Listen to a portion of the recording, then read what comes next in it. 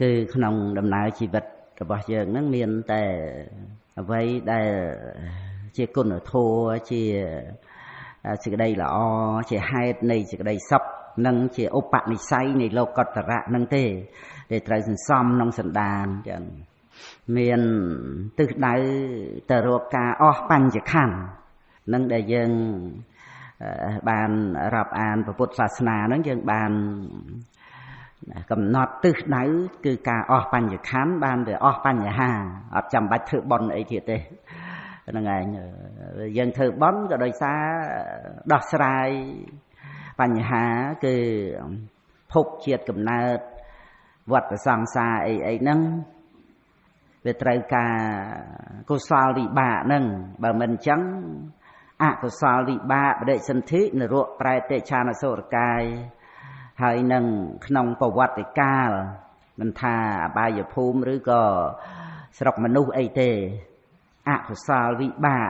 ចេះតែឲ្យផលទៅបានហ្នឹងឯងអញ្ចឹងដែល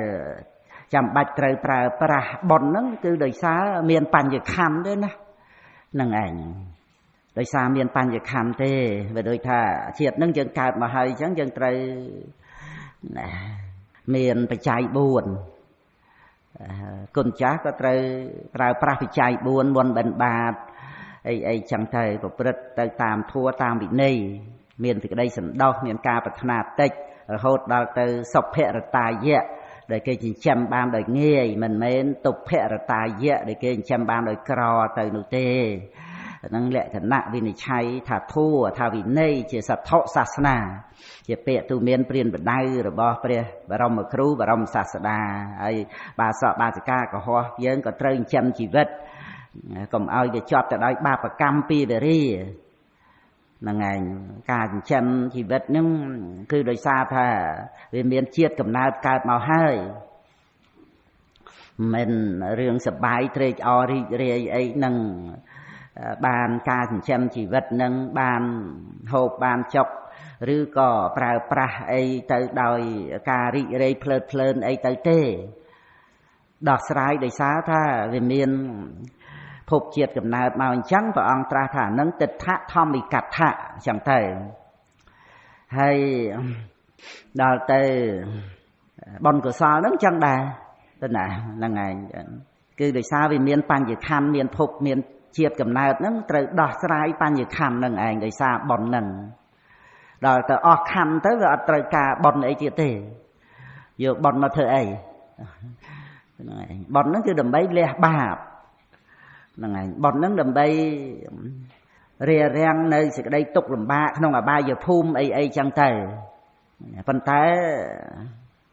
មានបញ្ញខណ្ឌក្នុងភពភូមិណាក៏ដោយសង្ខារធัวវានៅតែក្នុងការមិនទៀងអញ្ចឹងប្រែប្រួលអញ្ចឹងតលតែអស់ខណ្ឌហ្នឹងឯងអស់ខណ្ឌហ្នឹងដោយសារវាអស់បច្ច័យឲ្យបដិសន្ធិអស់បច្ច័យឲ្យបដិសន្ធិហ្នឹងវាតលអរិយមគ្គក៏សម្រេចមកពីបុណ្យហ្នឹងដែរអញ្ចឹងបានថាបុណ្យកុសលដែលប្រព្រឹត្តទៅទានសិលភាវនាសមថវិបស្សនាហ្នឹងព្រះអង្គសម្ដែងថាដូចជាក្បូនអញ្ចឹងត្រឹមត្រូវទៅតាមដែលយើងបានសិក្សាមកអញ្ចឹងទៅយើងឃើញថាអូព្រះអង្គទ្រង់បានត្រាស់ដឹងព្រះអង្គទ្រង់សម្ដែងប្រាប់មកគឺថា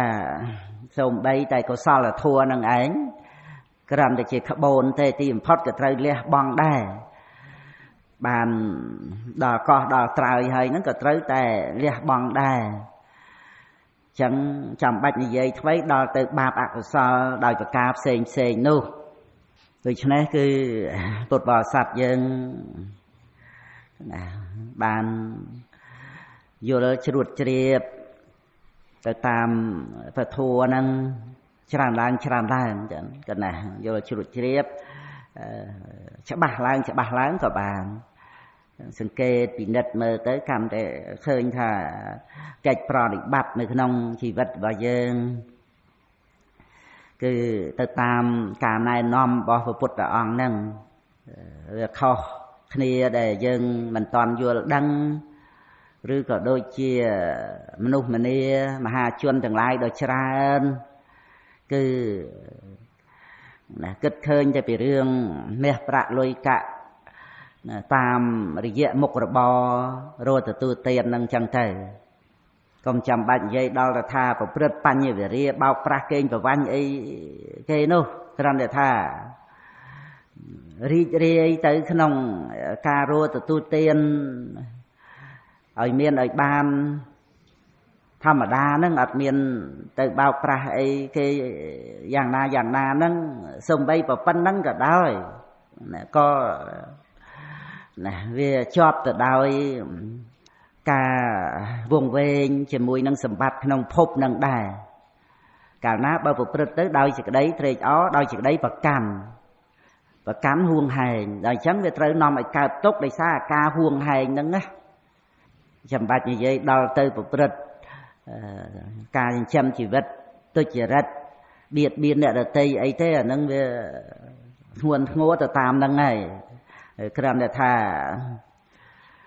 សម្មាអាជីវោធម្មតានឹងហើយក៏ដោយប៉ុន្តែអាការជាប់ជំពាក់ការហួងហែងហ្នឹងឯងក៏នាំឲ្យវាមានវិបត្តិផ្លូវចិត្តក៏ណាហ្នឹងឯងចិត្តនឹងឯងរមែងប្រព្រឹត្តទៅដោយការញាប់ញ័រទៅណាខ្វះនៅគុណភាពខ្វះភាពមមួនខ្វះការអប់រំហ្នឹង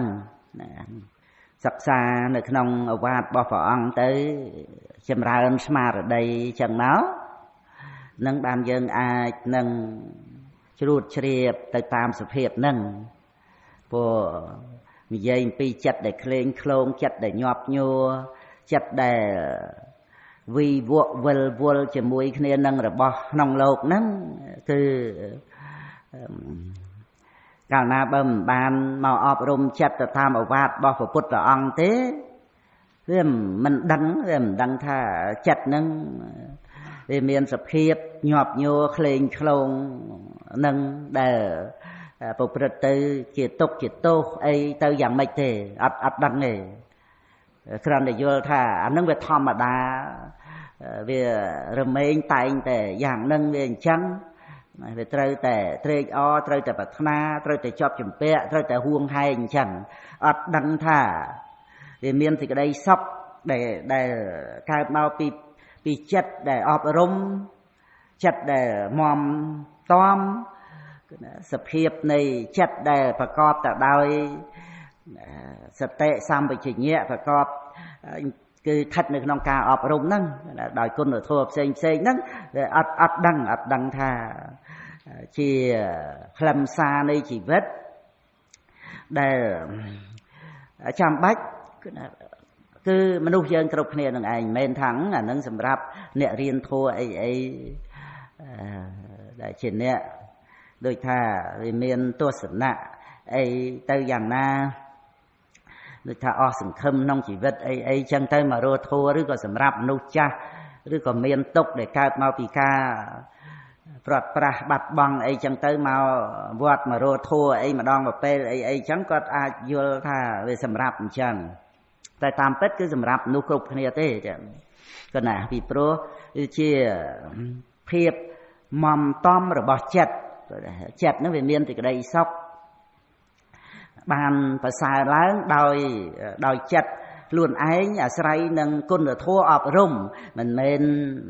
ពឹងពាក់នៅលើរបស់ខាងក្រៅនឹងទៅទាំងស្រុងទៅនោះទេអាពេលដែលត្រេកអររីករាយមានសង្ឃឹមទៅជាមួយគ្នានឹងជីវភាពរស់នៅអីទាំងអស់ហ្នឹងអាហ្នឹងវាធ្វើឲ្យរីករាយក៏ពិតមែនហើយប៉ុន្តែថាវាប្រែប្រួលហ្នឹងឯងយើងមិនអាចបាននៅភាពកក់ក្ដៅជាទីពឹងជាមួយនឹងអ្វីទាំងអស់ហ្នឹងថិតថេរយឺនយូរទៅទេការស្រឡាញ់ពេញចិត្តការហួងហែងមិនថាជាមួយនឹងទ្រព្យសម្បត្តិជាមួយនឹងបុគ្គលដែលជាទីស្រឡាញ់ហួងហែងអីហ្នឹងសិតតែស្ថិតនៅក្នុងការប្រែប្រួលហើយភ័យខ្លាចអាការភ័យខ្លាចហ្នឹងជាក់ស្ដែងទូទៅហើយចឹងភ័យខ្លាចតាំងពីភ័យខ្លាចចាស់ភ័យខ្លាចឈឺភ័យខ្លាចស្លាប់ភ័យខ្លាចព្រាត់ប្រាសឃើញទេ ចាំបាច់ត្រូវតែភ័យខ្លាចអញ្ចឹងណាថាអត់ទេមិនមែនចាំបាច់ត្រូវតែគ្រប់គ្នាត្រូវតែភ័យខ្លាចអញ្ចឹងទេហ្នឹងឯងហើយការមិនភ័យខ្លាចហ្នឹងមានដែរមានហ្នឹងឯងចឹងកណាវាមិនបាន 100% អីក៏ដោយប៉ុន្តែ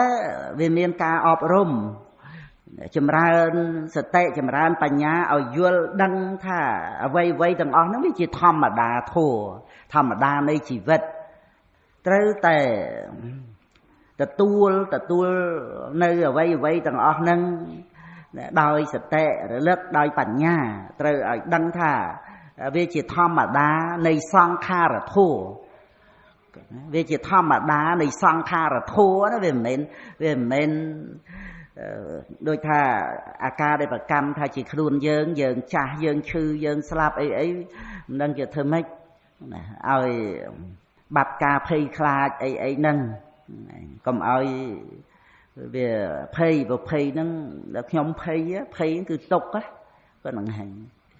ទុក្ខមស្សៈមហភយ៉ាងវាជាទុក្ខវាជាភ័យដ៏ធំហ្នឹងគឺវាជាទុក្ខអញ្ចឹងដែលសិក្សាប្រតិបត្តិនៅក្នុងពធនេះពិនិត្យរឿងជារាព្យាធិមរណៈអីហ្នឹងវាមិនមែនគ្រាន់តែថាព្រមសម្រាប់ខ្លួនយើងចាស់ឈឺស្លាប់ព្រាត់ប្រាសអីទៅទេវាមានសមថៈវាមានវិបស្សនាដល់មកថ្នាក់វិបស្សនាវាមិនបានប្រកម្មដែលថាជាទូខ្លួនយើងអ្នកចាស់អ្នកឈឺអ្នកស្លាប់ហ្នឹងទេវាជានិមិត្តរបស់សង្ខារធម៌ចាស់ឈឺស្លាប់ហ្នឹងដកសេចក្តីប្រកម្មដែលថាខ្លួនយើងអ្នកចាស់អ្នកឈឺអ្នកស្លាប់អ្នកព្រាត់ប្រាសហ្នឹងវាដកអាសេចក្តីប្រកម្មថាយើងទៅវាជាធម្មតានៃសង្ខារធម៌វាដូចជាដើមឈើងាប់អញ្ចឹងណាយើងមានប្រកម្មថាយើងងាប់ណាហើយដើមឈើយើងដឹងថាដល់ពេលវេលាវាងាប់អញ្ចឹងឯងវាមានហេតុឲ្យងាប់អញ្ចឹងដោយប្រការណាអញ្ចឹងទៅប៉ុន្តែយើងអត់ប្រកម្មតែខ្លួនយើងងាប់ទេដើមឈើហ្នឹងវាប្រហោងក្នុងអីចឹងទៅវាដូចថាអន់ស្លឹកក្រហមរើងអីចឹងទៅក៏យើងមិនបានប្រកម្មតែខ្លួនយើងអ្នកឈឺដែរនឹងរបៀបអញ្ចឹងណាហ្នឹងឯងរបៀបអញ្ចឹងនៅក្នុងការអប់រំទូលមានចិត្តហ្នឹងគឺយើងគិតនៅក្នុងសេចក្តីប្រកម្មហួងហែងមានខ្លួនយើងមានរបស់យើងហ្នឹងគឺយើងគិតឲ្យមកដល់សេចក្តីពិតហ្នឹងចូលវាមិនដល់ហើយយើងមិនដឹងថាត្រូវដោះស្រាយកុំឲ្យភ័យខ្លាចអីហ្នឹងតាមរយៈនៃការអប់រំចិត្តហ្នឹងយ៉ាងម៉េចយើងគិតមិនឃើញទេតើតែវឹកហាត់អប់រំបន្តិចម្ដងទៅបានយើងដឹងថាធัวដែលយើងគិតមិនឃើញហ្នឹងគឺជាសច្ចធัวដែលមានពិតសច្ចធัวហ្នឹងគឺធ្វើឲ្យស្ងប់រងាប់នៅសេចក្តីប្រកម្មស្ងប់រងាប់នៅសេចក្តីភ័យសេចក្តីទុក្ខសោកក្នុងចិត្តហ្នឹងចំពោះសច្ចធัวហ្នឹងតែម្ដងមិនមែនខ្លួនយើងចេញមកទទួលជាអ្នកមានទុក្ខហើយថាមិនកើតទុក្ខទៅនោះទេដូចថាបើយើងចាប់ដុំដៃក្តៅហើយថាកុំឲ្យក្តៅកុំឲ្យរលាកមែនទេអាដែលមិនក្តៅមិនរលាករលេះរលួយហ្នឹងមកពីអត់ចាប់អញ្ចឹងវានៅត្រង់អាការដែលបានដឹងពីសង្ខារធัวដែលវាជាបដិច្ចសមុប្បាទធัวនេះក្នុងជីវិតរៀងព្រះអង្គរៀងខ្លួននេះដែលយើងតែងតែទទួលយកមកធ្វើជាខ្លួនយើងមានយើងនេះអានឹងឯងដែលត្រូវដោះស្រាយដោយអំណាចនៃធម្មមានធម្មបរិបត្តិដែលបរិបត្តិតាមឱវាទរបស់ព្រះអង្គហ្នឹងណានៅក្នុងព្រះសាសនាហ្នឹងគឺឃើញជាសង្ខារធัวសុទ្ធ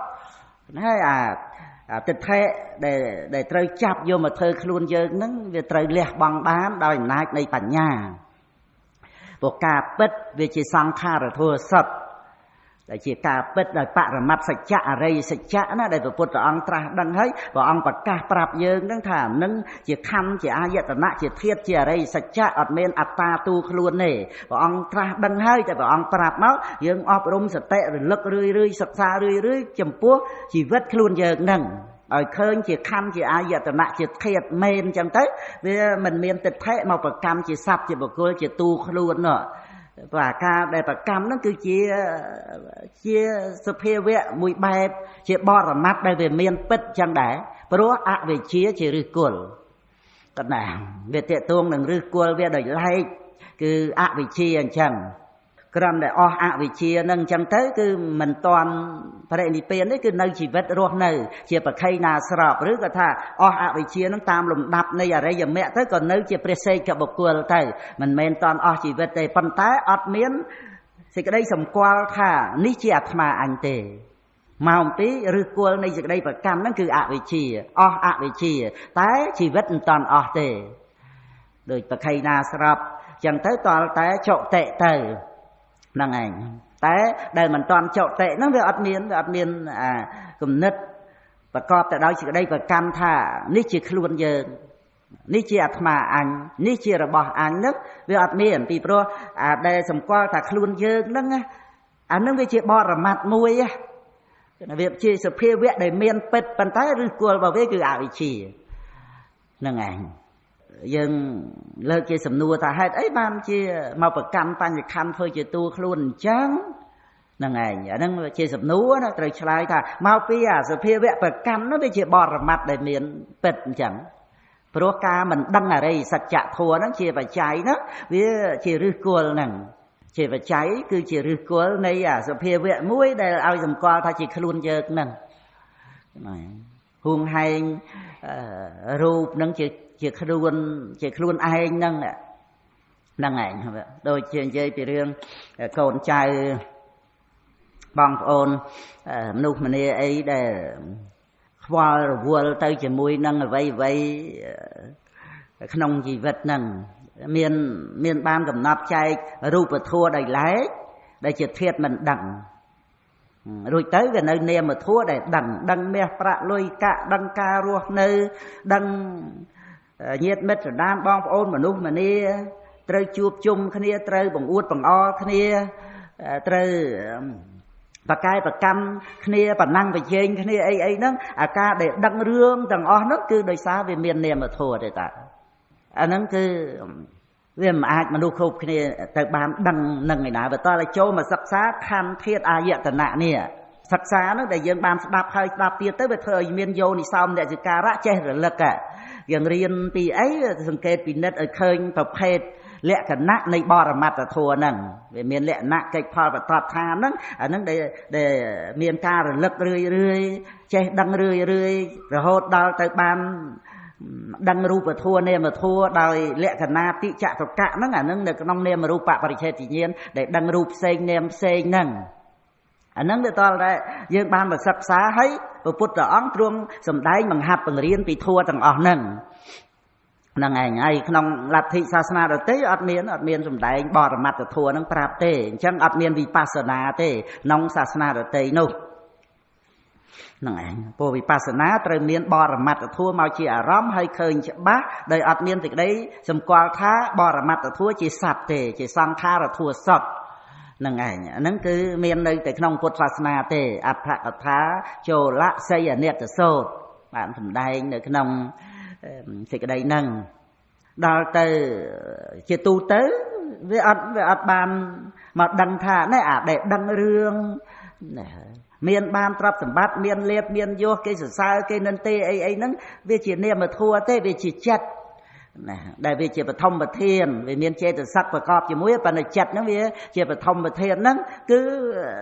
បើអត់មានចិត្តទេធ្វើម៉េចដឹងរឿងទាំងអស់ហ្នឹងហ្នឹងហើយហើយដែលយើងលើកយកកន្លែងហ្នឹងមកដើម្បីអីណាដើម្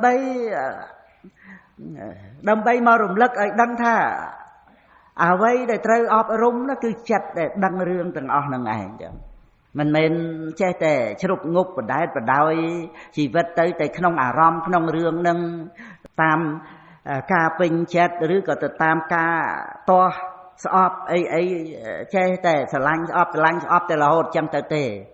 ពីព្រោះអ្វីទាំងអស់ហ្នឹងបើអត់មានចិត្តទេតែវាមានដឹងរឿងក្នុងโลกហ្នឹងយ៉ាងម៉េចទៅដូច្នេះគឺការវឹកហាត់អប់រំហ្នឹងវាបានស្គាល់អារម្មណ៍របស់ចិត្តហ្នឹង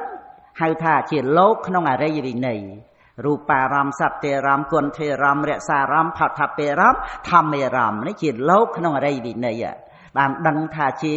អារម្មណ៍របស់ចិត្តហ្នឹងជាលោកហ្នឹងគឺបានដឹងថាគឺជាលោកនៃការរស់នៅហើយស្អីដែលរស់នៅក្នុងលោកគឺចិត្តដឹងអារម្មណ៍នឹងឯងហើយមើលមើល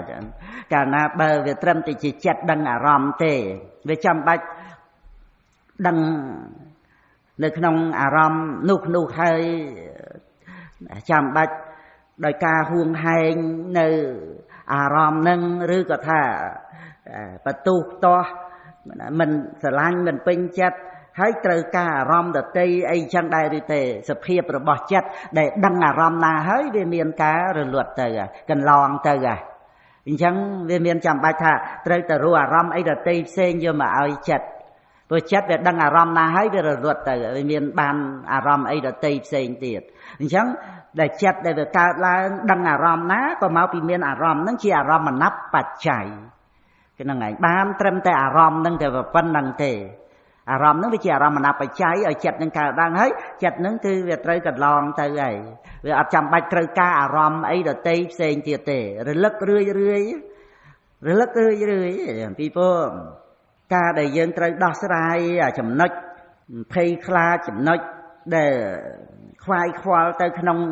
រឿងអតីតកាលអីទាំងអស់ហ្នឹងខ្វល់ទៅក្នុងរឿងអនាគតអីទាំងអស់ហ្នឹងវាជាការភ័យខ្លាចជាការព្រួយបារម្ភហ្នឹងត្រូវដោះស្រាយដោយការមកកំណត់ដឹងចិត្តដែលដឹងអារម្មណ៍នេះឯងវានៅត្រង់ការដែលបានដឹងថាការរស់នៅក្នុងโลกហ្នឹងគឺចិត្តដែលដឹងអារម្មណ៍អញ្ចឹងគឺវាមិនមែនជារឿងដែលត្រូវហួងហែងចិត្តហ្នឹងដើម្បីថាណាឲ្យបាននៅអារម្មណ៍នេះវាផុតពីអាការដែលត្រូវហួងហែងចិត្តដែលដឹងអារម្មណ៍ហ្នឹងវាមិនមែនចេះតែត្រេកអររីករាយនៅក្នុងអ្វីក្នុងโลกហ្នឹងចឹងទៅទេពីព្រោះបើអត់មានចិត្តដឹងអារម្មណ៍ទេវាមានរឿងអីវាមានមាសប្រាក់លុយកាក់ទ្រព្យសម្បត្តិទីកន្លែងអីនឹងមកពីណាយើងគ្រប់ព្រះអង្គគ្រប់គ្នាហ្នឹងដោយសារតែមានចិត្តដឹងអារម្មណ៍ហ្នឹងទេតើហ្នឹងឯងហើយដល់ទៅមានសតិប្បដ្ឋានមានវិបស្សនាវាអត់បានមកប្រកម្មចិត្តដែលដឹងអារម្មណ៍ហ្នឹងថាជាអត្តាទូខ្លួនយើងទេ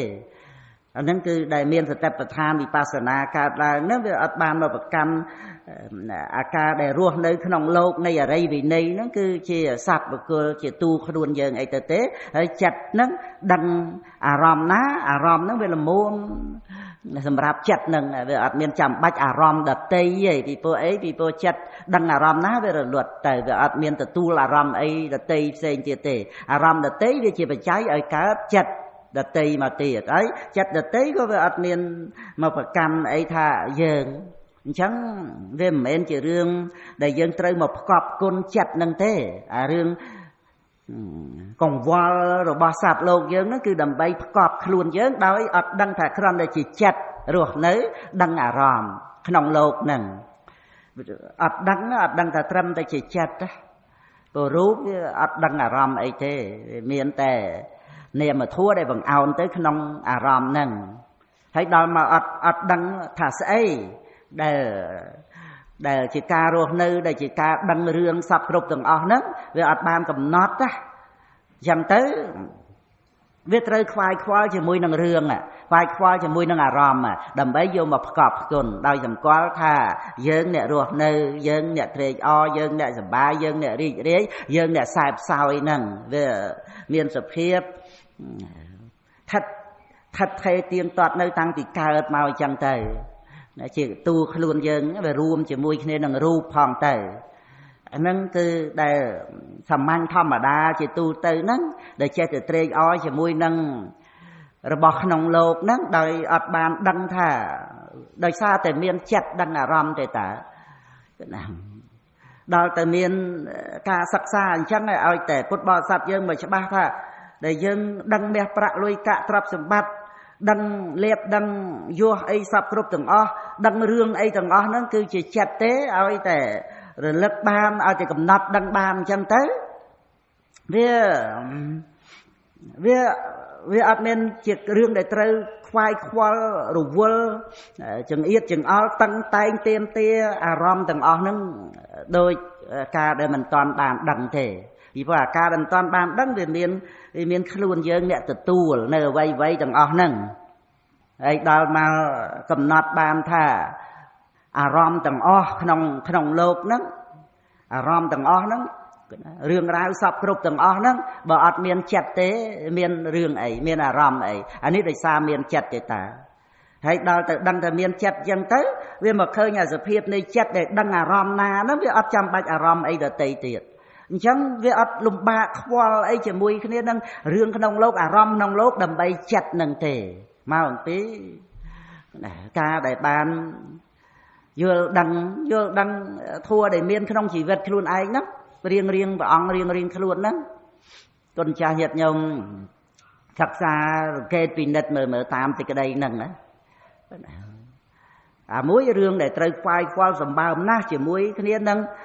អារម្មណ៍ស្ដាប់បានណាអារម្មណ៍ណាអ្វីណាដែលចិត្តដឹងហ្នឹងណាហ្នឹងឯងខ្វល់ណាស់ជាមួយនឹងលៀបយោទ្រព្យសម្បត្តិរឿងរ៉ាវអីហ្នឹងប៉ុន្តែសរុបមកគឺឲ្យយល់ត្រង់ដែលថាបើអត់មានចិត្តទេធ្វើម៉េចមានរឿងទាំងអស់ហ្នឹងអាហ្នឹងឲ្យចាប់បានមួយចំណុចហ្នឹងចាប់សេចក្តីបានឡើងហ្នឹងហើយណាវាតើមានចិត្តហ្នឹងឯងហើយដល់ទៅដឹ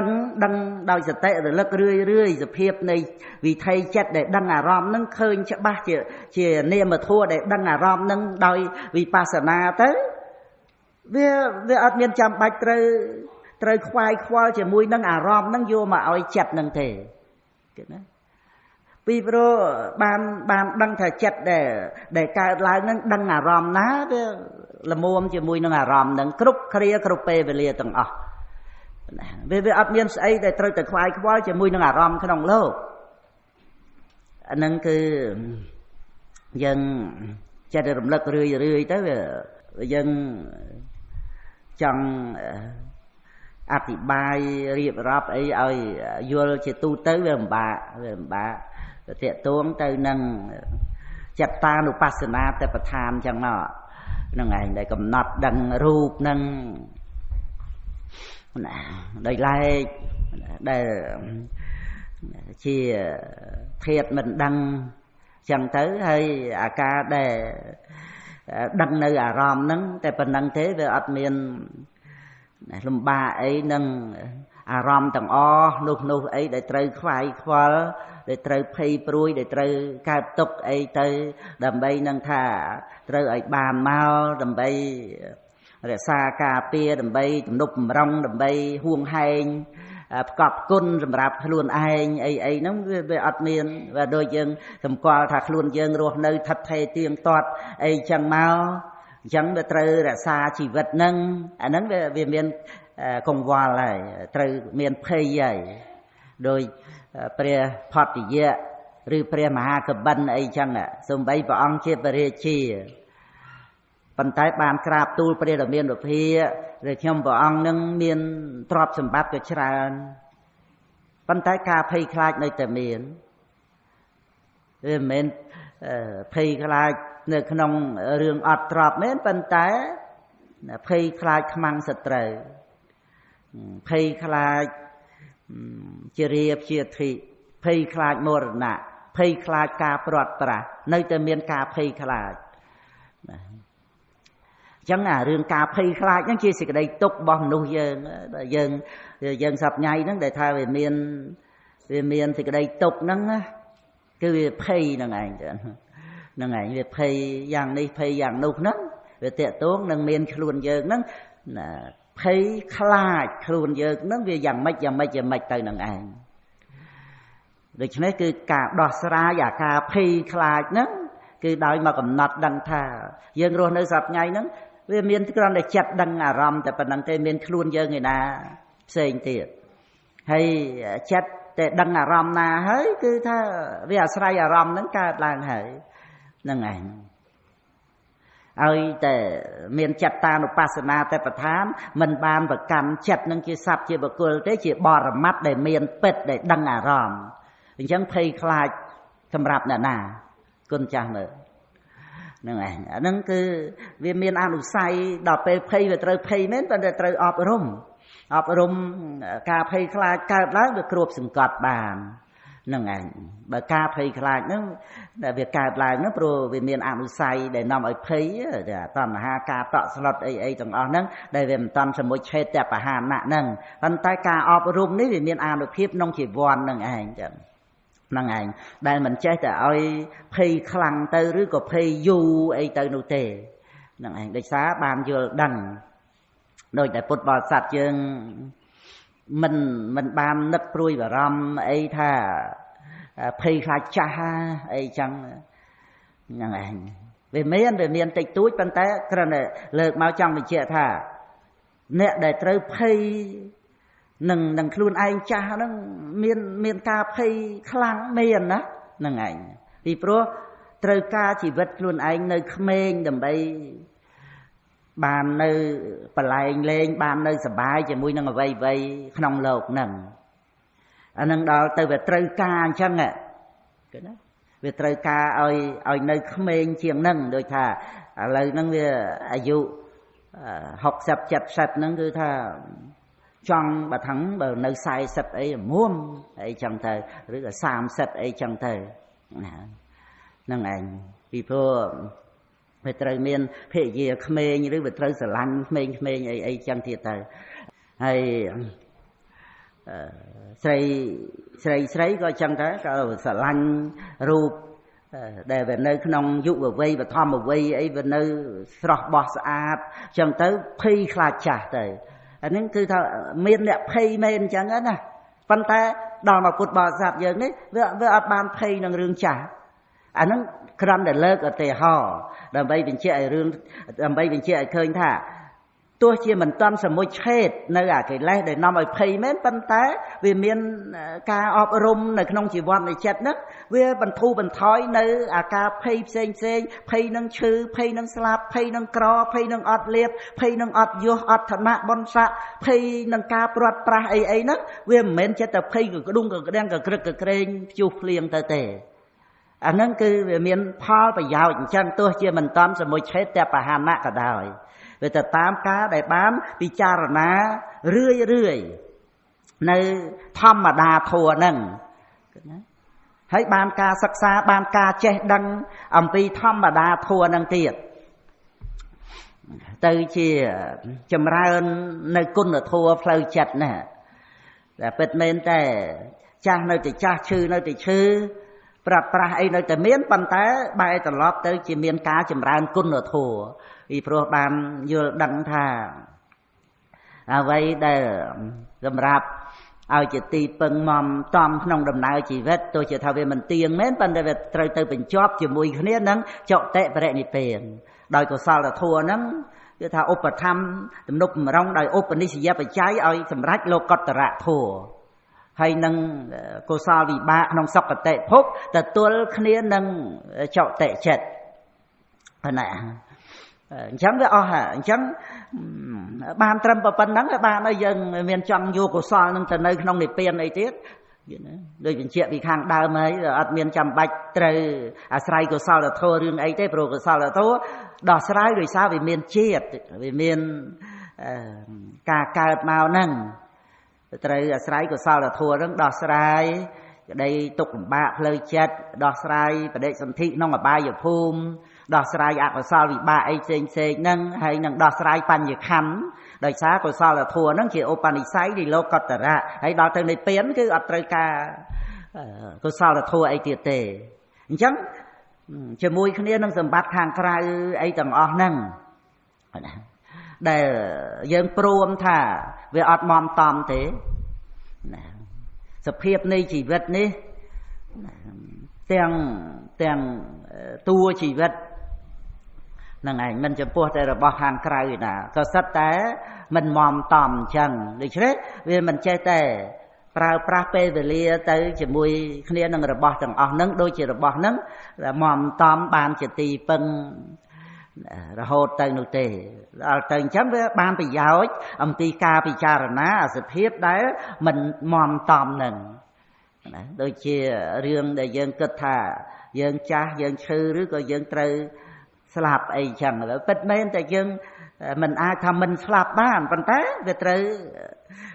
ប្រើប្រាស់ពេលវេលាមុនស្លាប់នឹងឯងចម្រើនទៅដោយកុសលធម៌ដែលជាទីពឹងក្នុងចិត្តសន្តាននឹងហើយកុសលធម៌ហ្នឹងវាមានប្រយោជន៍មិនឲ្យយើងភ័យខ្លាចតក់ស្លុតចំពោះនឹងរឿងធម្មតាធម៌ហ្នឹងទៅទៀតហើយតែកាលណាមិនភ័យខ្លាចហើយវាមានគម្រាមកំហែងអីបានជារាក៏ជារាជាធិមរណៈអីហ្នឹងវាអត់គម្រាមកំហែងដល់ជីវិតណាការរស់នៅនឹងឲ្យតក់ស្លុតអីទៅទេពីព្រោះវាមិនមែនជារៀបជាធិមរណៈនឹងវានាំយកការភ័យខ្លាចមកឲ្យអ្នកណាសពអញ្ចឹងទៅទេវាជារឿងផ្លូវចិត្តរៀងខ្លួនទេតាហើយបើចិត្តនឹងអត់មានប្រាជ្ញាស្មារតីអត់មានកុសលធម៌ជាទីពឹងទេវាតក់ស្លុតទះតេងភ័យខ្លាចការព្រាត់ប្រាសប្រែប្រួលអីសពគ្រប់អញ្ចឹងទៅហ្នឹងឯងតែដល់ទៅមានធัวជាទីពឹងទៅអំណាចនៃកុសលធัวហ្នឹងគឺថាមិនឲ្យភ័យព្រួយនៅក្នុងរឿងទាំងអស់ហ្នឹងទេរបៀបដូចថាផ្ទះយើងនៅយូរហើយ50-60ឆ្នាំហើយអញ្ចឹងណាហ្នឹងឯងវាចាស់ហើយអីចឹងទៅវាធ្លុះធ្លាយវាពុកវាផុយអីចឹងទៅប៉ុន្តែ20-30ឆ្នាំហ្នឹងយើងរੂប្រាក់បានមកសន្ធឹកអញ្ចឹងយើងមានភ័យព្រួយនឹងរឿងផ្ទះនឹងចាស់ទៅណាយើងថាផ្ទះចាស់យើងអត់អីនៅអីណាហើយកើតទុកត្រង់ដែលចាស់អីណាបើយើងដឹងថាធម្មតាយើងនៅយូរណាស់ហើយហ្នឹង20-30ឆ្នាំហើយវាត្រូវតែចាស់អីអញ្ចឹងទៅយើងត្រូវរើធ្វើថ្មីទៅហ្នឹងឯងឬក៏ថាដូរផ្លាស់ទីកន្លែងទៅលក់ទីដីកន្លែងផ្ទះហ្នឹងទៅបើគេមិនយកផ្ទះហ្នឹងទេគេរើចេញគេយកដីធ្វើអីចឹងទៅហើយយើងមានកន្លែងថ្មីទៀតអានេះខ្ញុំណាគ្រាលើកឧទាហរណ៍ថាយើងវាអត់មានភ័យអីសោះគិតថាអត់ភ័យទេនៅក្នុងរឿងដែលថាត្រូវដូរផ្ទះពីកន្លែងហ្នឹងទៅនៅកន្លែងថ្មីទៀតគឺថាប្រាក់ឡើងសន្ធឹកណាហ្នឹងឯងនឹងបានផ្ទះល្អជាងដើមហ្នឹងទៅទៀតអានឹងយើងមានភ័យអីអានឹងអញ្ចឹងនៅក្នុងរឿងដែលអត់មានការភ័យក្នុងដំណើរទៅកម្មបរលោកហ្នឹងវាអត់ភ័យមែនអញ្ចឹងគឺវាមានអាការដែលអត់ភ័យមែនអញ្ចឹងហ្នឹងឯងដូចរបៀបដូចធម្មិកឧបាសកអីអញ្ចឹងហើយបើរាជរត់ទាំង6ជាន់ក្នុងឋានទេវលោកមកទទួលគាត់អញ្ចឹងឯងគាត់ភ័យរឿងអីវាអត់មានរឿងដំណើរដែលត្រូវភ័យហើយការដែលត្រូវបាត់បង់ជីវិតហ្នឹងដូចគ្នានឹងសម្រានលក់អីចឹងទៅហើយបើទោះជាយើងត្រូវបាត់បង់ជីវិតដោយប្រការណាក៏កំណត់ចំពោះសេចក្តីទុក្ខលំបាកសម្រាប់ជីវិតហ្នឹងក៏បានជាការសិក្សាឲ្យឃើញថាវាមានជាតិវានាំឲ្យមានទុក្ខបើមិនទុក្ខផ្លូវចិត្តក៏ទុក្ខវេទនាអញ្ចឹងវាបានការសិក្សាអំពីសេចក្តីទុក្ខនឹងដែរជាឧបនិស្ស័យដើម្បីឲ្យនឿយណាយក្នុងសេចក្តីទុក្ខនឿយណាយនឹងភពជាតិកំណើតស្ដាប់ធម៌របស់ព្រះពុទ្ធអង្គទោះជាព្រះអរិយបុគ្គលសម្ដែងប្រាប់មកក៏ទទួលយកបានថាជាទុក្ខសច្ចៈមែនព្រោះមានជាតិជាបច្ច័យចាក់ធ្លុះអរិយសច្ចៈទៅបានវាបានការសិក្សាពីសេចក្តីទុក្ខនឹងដែរទុក្ខវេទនានឹងកុំរវល់តែយើងស្អប់កុំរវល់តែបន្ទុះតោមនោះទោះជាស្អប់ទោះជាបន្ទុះតោមនោះទុក្ខវានៅតែទុក្ខហ្នឹងឯងប៉ុន្តែវាអត់បានការសិក្សាចំពោះសេចក្តីទុក្ខហ្នឹងឯងអញ្ចឹងសេចក្តីទុក្ខហ្នឹងបង្រៀនយើងសិក្សាពីសេចក្តីទុក្ខហ្នឹងជាមួយគ្នានឹងហន្តីសេចក្តីអត់ធន់ជាមួយគ្នានឹងការមានស្មារតីវាបានការចេះដឹងពីសេចក្តីទុក្ខហ្នឹងអាហ្នឹងបើវាត្រូវកើតជាសេចក្តីទុក្ខលំបាកមុនពេលបាត់បង់ជីវិតអីហ្នឹងយ៉ាងម៉េចក៏វាមិនមែនណាមានតែយើងនឹងឯណាដែលជាអ្នកត្រូវស្លាប់អ្នកដែលគេស្លាប់មកកណូហើយគេអាចស្លាប់បានទេតើហ្នឹងហើយបងប្អូនកូនចៅ ទាំងក្មេងក៏អាចស្លាប់បាននោះចាស់ពុកម្ដាយជាដូនជាតាអីក៏គាត់ចែកឋានទៅបានវាមានអ្នកដែលគេចែកឋានទៅបានអញ្ចឹងហើយបើគេអាចស្លាប់បានយើងស្លាប់មិនបានភ័យខ្លាចដកស្លុតរឿងអីគាត់ណាគ្រាន់តែស្លាប់ទៅដូចតែគ្នាហ្នឹងគាត់ណាមើលគេអាចស្លាប់បានតែហើយអ្នកដែលស្លាប់មកសន្ធឹកទៀតហ្នឹងគេមិនទាំងបានកម្មសិលផងគេមិនទាំងបានរៀនធัวផងណាគេស្លាប់បានតែយើងស្លាប់មិនបានប៉ុន្តែថាវាខ្លឹមសារសំខាន់គឺដែលយើងបានកំណត់ដឹងថាសេចក្តីស្លាប់វាជាធម្មតាសម្រាប់ជីវិតប៉ុន្តែយើងបានយល់ដឹងអំពីសភាពនៃជីវិតនេះអញ្ចឹងអ្វីដែលយើងបានជ្រាបយល់ដឹងពីដំណើរជីវិតហ្នឹងដែលជាចំណេះដឹងហើយនឹងគុណធម៌ដែលត្រូវសន្សំអប់រំនឹងឯងគឺយើងដែលនៅរស់នេះកំពុងស្ដាប់ធម៌នេះនឹងឯងដែលវាមិនតាន់ដល់ថ្ងៃមួយសម្រាប់ស្លាប់វាអាចថានៅថ្ងៃហ្នឹងជាច្បាស់ប្រកបហើយឥឡូវហ្នឹងគឺជាឱកាសដែលត្រូវអប់រំចិត្តចម្រើនបញ្ញាហ្នឹងអញ្ចឹងប្រមូលសរុបសេចក្តីមកគឺថាអ្វីដែលជាសេចក្តីពិតក្នុងโลกនេះមិនមែនសម្រាប់ឲ្យយើងភ័យទេសម្រាប់ឲ្យសិក្សាអ្វីដែលមានក្នុងជីវិតហ្នឹងចឹងគឺមិនមែនសម្រាប់ឲ្យត្រេកអររីករាយបាត់បង់ស្មារតីក៏ទេដែរនឹងឲ្យយើងភ័យខ្លាចរឿងអីក៏ទេដែរតែសម្រាប់យល់សម្រាប់សិក្សាគឺថាយើងចេះដឹងឡើងអញ្ចឹងតើអ្វីដែលមានក្នុងជីវិតហ្នឹងសម្រាប់សិក្សាតើវាយ៉ាងម៉េចអាហ្នឹងដែលវាមានជារូបជានាមជាការឃើញការឮអីហ្នឹងវាស្អីហ្នឹងដឹងក្លិនដឹងរសដឹងផតតពៈហ្នឹងកុំឲ្យទៅនៅតែក្នុងយើងឃើញយើងឮខ្លួនយើងអីអញ្ចឹងអាហ្នឹងវាសាមញ្ញធម្មតាទេតែធัวព្រះអង្គសម្ដែងប្រាប់ថាវាបរមត្តធัวហ្នឹងឯងហើយដែលវាមាននៅក្នុងជីវិតហ្នឹងដូចរឿងចាស់អញ្ចឹងយើងមានធ្វើឯណាចាស់ហ្នឹងអ្វីដែលយើងមិនបានធ្វើវាអត់មានរឿងដែលយើងត្រូវទទួលយកមកជាបញ្ហារបស់យើងទេយើងហ្នឹងវាខ្លាចจะថាអ្វីយើងអ្នកធ្វើទេយើងវាអ្នកមានកំហុសអ្នកទទួលរឿងហ្នឹងព្រោះយើងជាអ្នកធ្វើប៉ុន្តែយើងដឹងថាអ្វីទាំងអស់ហ្នឹងយើងអត់បានធ្វើគណៈហ្នឹងឯងរឿងឈឺក៏មិនមែនយើងអ្នកធ្វើយកត្រង់អាកន្លែងយើងអត់ធ្វើហ្នឹងតែជាសេចក្តីសុខប្រកបដោយបញ្ញាហ្នឹងគណៈដូចជាការដាក់របស់ធ្ងន់ចុះពីលើក្បាលអញ្ចឹងគណៈយកត្រង់អាកន្លែងយើងអត់ធ្វើគុណចាស់ញាតិញោមចាប់កន្លែងហ្នឹងបានខ្លះទេរឿងអីក៏ដោយក្នុងជីវិតរបស់យើងហ្នឹងណាសពគ្រប់ឲ្យតែជាសង្ខារធัวហ្នឹងណាតែទទួលសេចក្តីដោយបរមត្តកន្លែងហ្នឹងបានទេមិនមែនបញ្ញត្តិទេណាបញ្ញត្តិគឺយើងអ្នកធ្វើយើងអ្នកទទួលខុសត្រូវអីទាំងអស់ហ្នឹង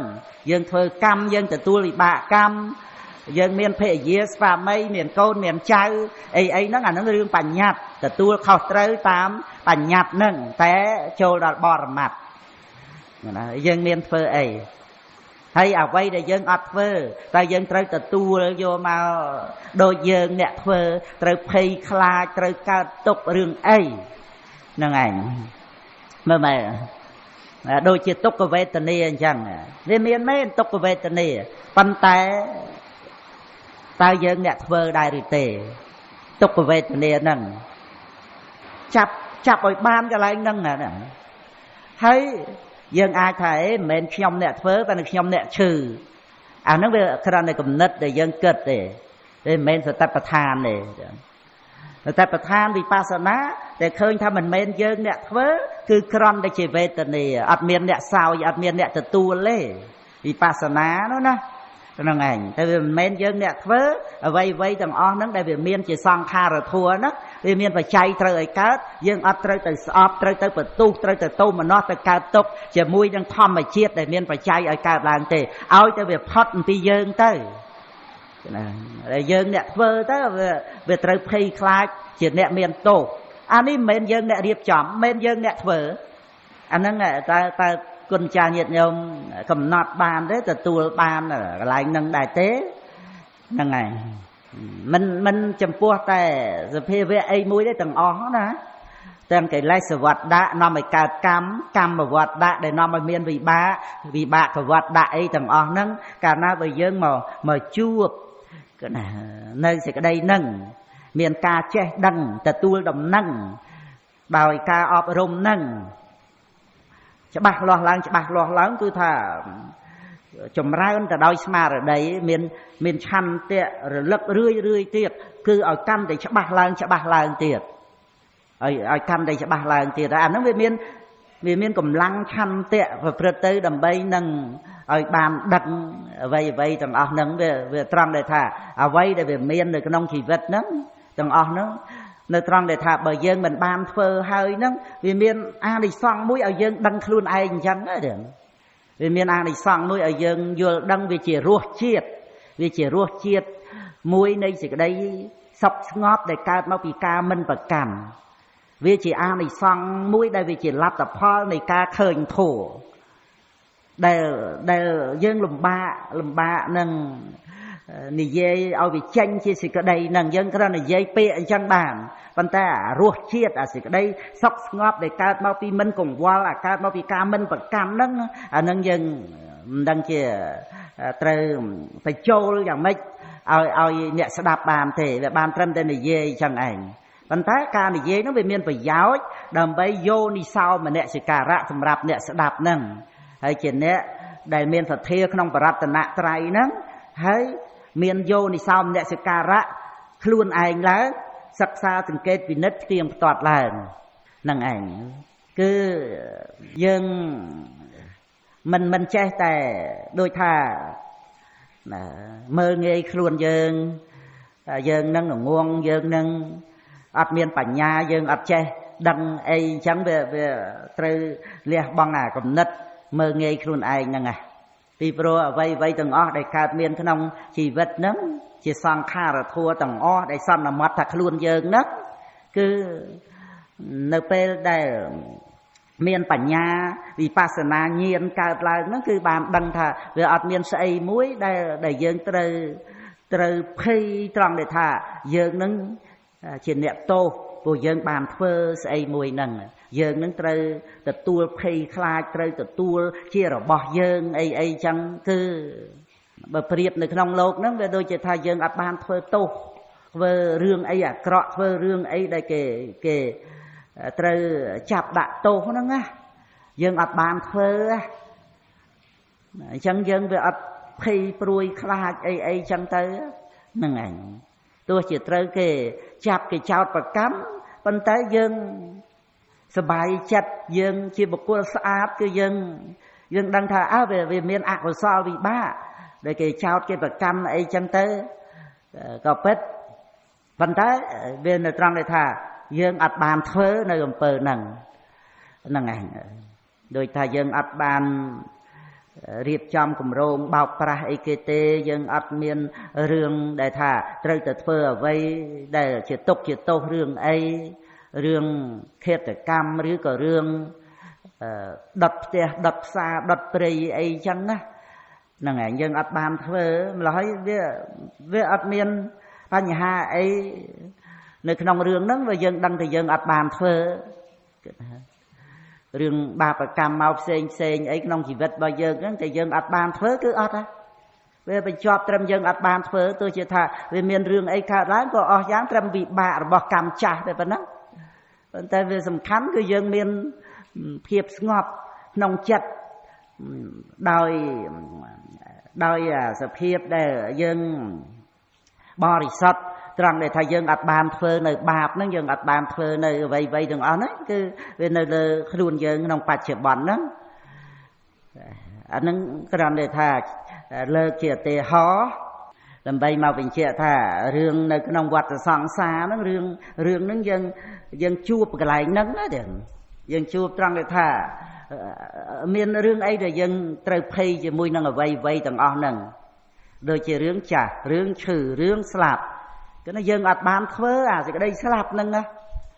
ហ្នឹងហើយអ្វីដែលយើងអត់បានធ្វើយល់ត្រឹមតែប៉ុណ្្នឹងឯងត្រឹមតែថាយើងអត់បានធ្វើគឺយើ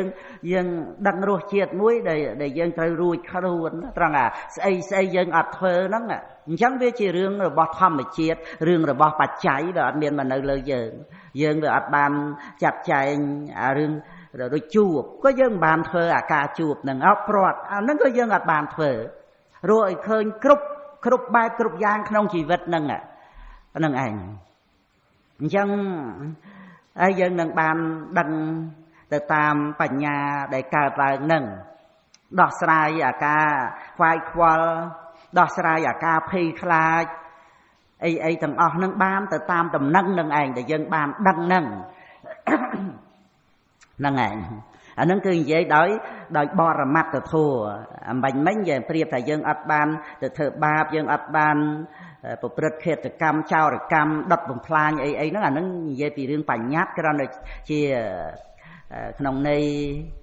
ដើម្បីលើកឡើងជាឧទាហរណ៍ឬក៏ថាប្រៀបធៀបទៅនៅក្នុងបរមត្តធម៌ហ្នឹងដែលបរមត្តធម៌គឺថាពិសេសសំខាន់ទៅហ្នឹងឯងចឹងគឺការពិតវាអញ្ចឹងស្រេចទៅហើយហ្នឹងឯងគ្រាន់តែថាយើងមិនតាន់បានជួបម្ល៉េះហើយអារសជាតិនៃការមិនប្រកាន់រសជាតិនៃការមិនភ័យខ្លាចមិនតក់ស្លុតរសជាតិនៃសេចក្តីស្ងប់យើងវាអត់តាមបានតែដល់ទៅបានជួបគឺអត់មានចាំបាច់ត្រូវការដើម្បីថាក្នុងគំនិតទូលខ្លួនយើងឲ្យមានអីឲ្យបានអីដូចជាយើងបានឮមកតែណាមានអីបានអីយើងអាចថងគេបានយើងអត់មានអង្គនោះបានសម្រេចសោតាបត្តផលបានសម្រេចអនាគាបានព្រះអរហន្តអីនៅក្នុងការដែលយើងទទួលដំណឹងដោយសេចក្តីសម្គាល់ថាមានអ្នកបានមានខ្លួនយើងអ្នកអត់អីអញ្ចឹងណាយើងវាភ័យខ្លាចតែខ្លួនយើងនឹងឯងទៅកម្មអបាយភូមិយើងធ្លាក់នរកអីទាំងអស់ហ្នឹងទៅតាមរឿងដែលយើងបានយល់ដឹងអំពីដំណើរជីវិតប្រព្រឹត្តទៅតាមកម្មអីអញ្ចឹងអ្នកបានសម្រេចនឹងគឺថាអត់មានទៅកម្មអបាយភូមិអីទេអស់ការភ័យខ្លាចអញ្ចឹងមិនបានតែអ្នកដតីយើងនឹងមិនក៏មិនបានអីទាំងអស់ហ្នឹងអាហ្នឹងវានៅក្នុងការដែលយើងស្ដាប់មកវានៅក្នុងគំនិត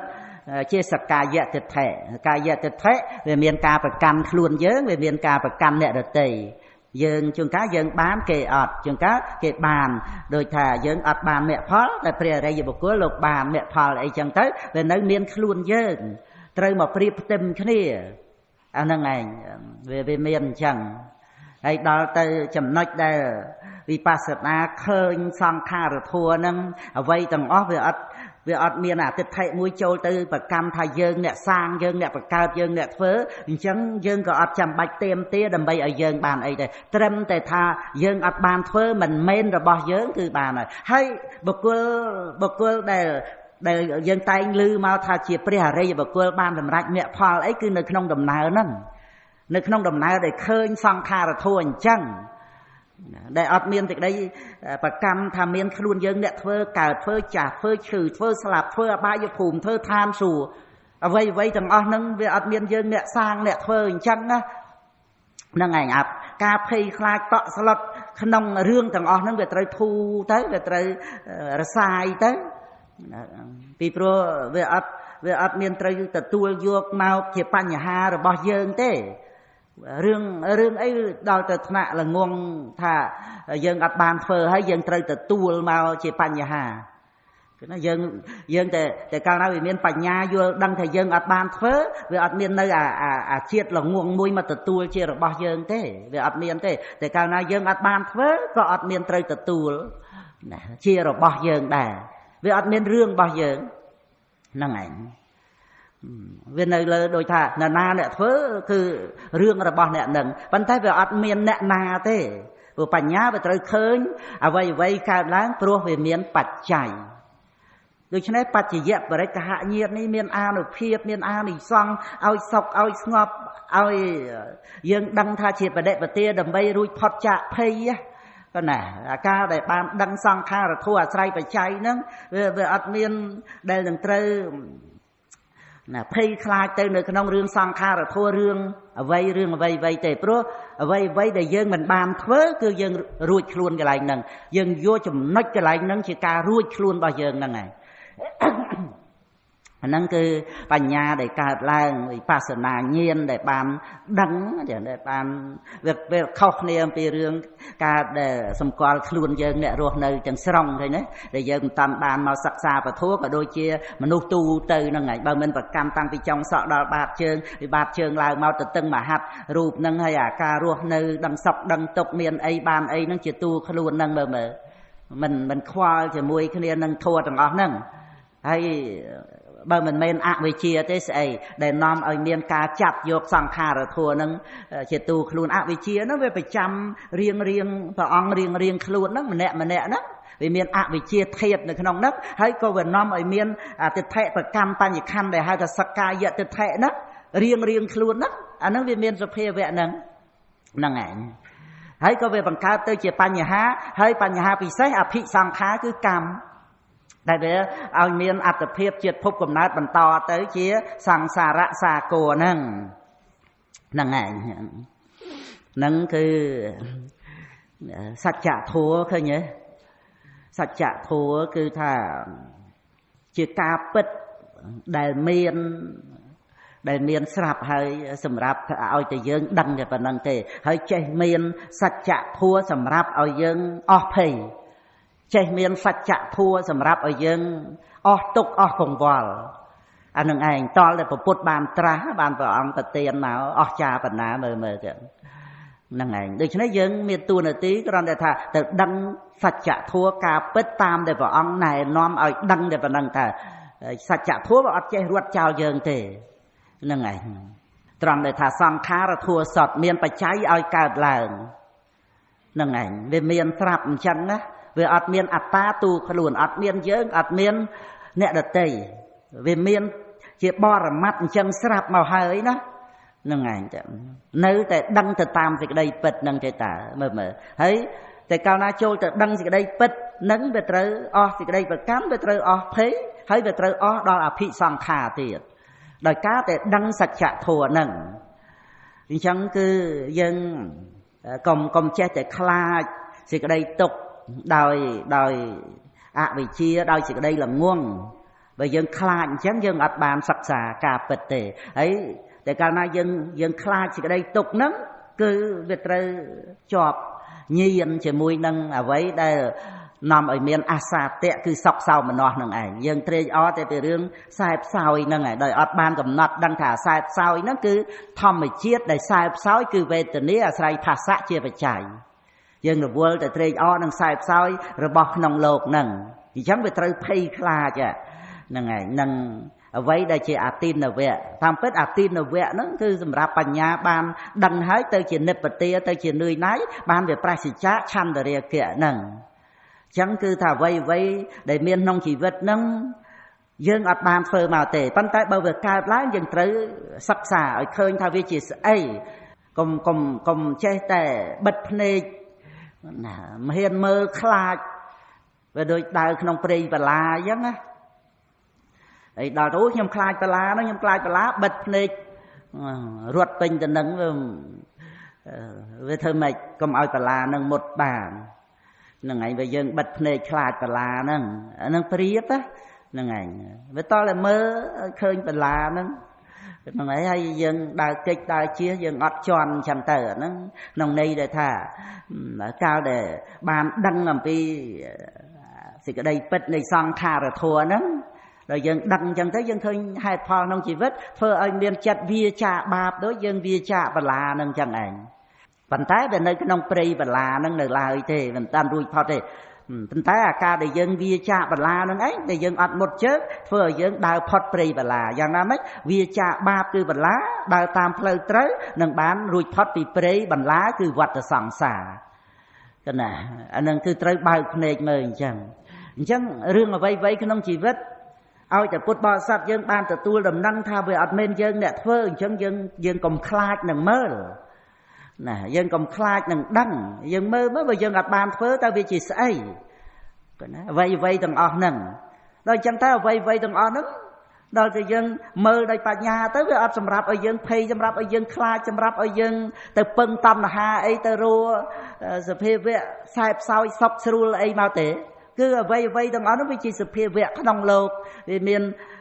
លក្ខណៈកិច្ចផលបតតឋានសភាវៈលក្ខណៈនៃបរមត្តអញ្ចឹងកុសលាធម្មាអកុសលាធម្មាអព្យាកតាធម្មាវេទនាដែលវាប្រកបជាមួយគ្នានឹងធម្មាហ្នឹងហ្នឹងឯងមានសុខវេទនាទុក្ខវេទនាអទុក្ខមសុខវេទនាវាប្រកបមួយនឹងធម្មាហ្នឹងគឺសញ្ញាសង្ខារវិញ្ញាណដែលវាប្រកបជាមួយនឹងវេទនាវ័យទាំងអស់នោះគឺត្រូវមើលឲ្យឃើញជាសភាវៈតាមទីក្តីពិតនឹងឯងណាអាហ្នឹងគឺជាពលវៈវិបស្សនាដែលមានកម្លាំងនៅក្នុងការដែលត្រូវដឹងធម៌ទាំងអស់ហ្នឹងជាសាមញ្ញលក្ខណៈអ្វីគឺវាមានបច្ច័យឲ្យកើតឡើងវាមានលក្ខណៈរបស់វាជាវិសេសលក្ខណៈហ្នឹងហើយប៉ុន្តែវាត្រូវរលត់ទៅស្មើគ្នាជាសាមញ្ញលក្ខណៈហ្នឹងគឺក្នុងអត្ថបទតែមួយទេត្រង់ដែលថាការដែលយើងសិក្សាអំពីធម្មតាធัวតែមិនមែនជាធัวដែលសម្រាប់ឲ្យយើងភ័យខ្លាចកើតទុក្ខខ្វាយខ្វល់ទៅទេយើងនឹងបានជួបនៅសច្ចៈរស់មួយត្រង់ដែលថាអ្វីទាំងអស់ក្នុងជីវិតហ្នឹងទាំងកុសលទាំងអកុសលទាំងអព្យាក្រឹតទាំងសុខវេទនាទុក្ខវេទនាអទុក្ខមសុខវេទនាហ្នឹងត្រង់វិបាកាធម្មាវិបាកធម្មាជាដើមហ្នឹងទាំងអស់ហ្នឹងអត់មានធម្មាណាមួយដែលយើងគួរឲ្យភ័យខ្លាចទេពីព្រោះយើងអត់បានធ្វើដូច្នេះគឺគ្រាន់តែមើលឲ្យឃើញធัวទាំងអស់ហ្នឹងចឹងទៅមើលទៅដោយនេកខមៈសុខឬក៏ដោយសបាយបដិបទាហ្នឹងឯងយើងមានខ្លាចអីនឹងមើលបើមិនមែនយើងអ្នកធ្វើផងហ្នឹងហ្នឹងឯងមានយើងទៅមើលទៅយើងភ័យយើងត្រូវព្រួយបារម្ភព្រោះយើងបានធ្វើអីណាអាហ្នឹងវាអត់មានខ្លាចក្នុងការមើលធัวទាំងអស់ហ្នឹងទេហ្នឹងឯងគ្រប់ធัวទាំងអស់ហ្នឹងឯងគឺត្រូវមើលទៅដោយវិបស្សនាហ្នឹងបានព្រះពុទ្ធអង្គសម្ដែងក្នុងភិក្ខុវគ្គអំពីសញ្ញាគារាំងពវេដ្ឋាសៈសន្តចិត្តសភិក្ខុណោអាមានុសីរតីហោតិសម្មាធម្មំវិបស្សតោនេះសម្មាធម្មំវិបស្សតោហ្នឹងគឺជាអ្នកដែលបានឃើញធัวដោយបញ្ញាដ៏ប្រពៃសម្មាដោយប្រពៃធម្មំគឺបរមត្តធัวហ្នឹងឯងចឹងវិបស្សតោគឺថាជាអ្នកដែលបានឃើញហ្នឹងហើយគឺសន្តចិត្តសភិក្ខុណោគឺភិក្ខុដែលមានចិត្តស្ងប់ហ្នឹងហើយជាអ្នកដែលបានចូលទៅកាន់ផ្ទះស្ងាត់ហ្នឹងឬក៏ដូចជាប្រយោជន៍ហ្នឹងឃើញភាពពវឹកហ្នឹងមើលនៅក្នុងប្រាសាទហ្នឹងមានប្រាសាទ3ណាប្រាសាទសម្រាប់រដូវវស្សាសម្រាប់រដូវត្រជាក់រងាធ្លាក់សើមហ្នឹងហើយរដូវក្តៅគេរៀបចំទៅតាមរដូវហ្នឹងឯងរដូវក្តៅក៏មានរូបភាពទឹកជ្រោះធ្លាក់អីចឹងទៅគ្រាន់តែរូបហ្នឹងឯងវារៀបចំទៅតាមហ្នឹងហើយដល់តែរដូវរងាក៏គេគូររូបមានភ្លើងអីចឹងទៅតាមរយៈរូបហ្នឹងផងដែរហើយក៏គេរៀបចំ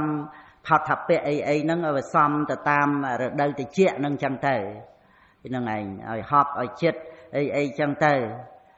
ហ្នឹងឯងមានសម្រាប់រដូវហ្នឹងឯងព្រះបរមពុរិស័ទក៏មាន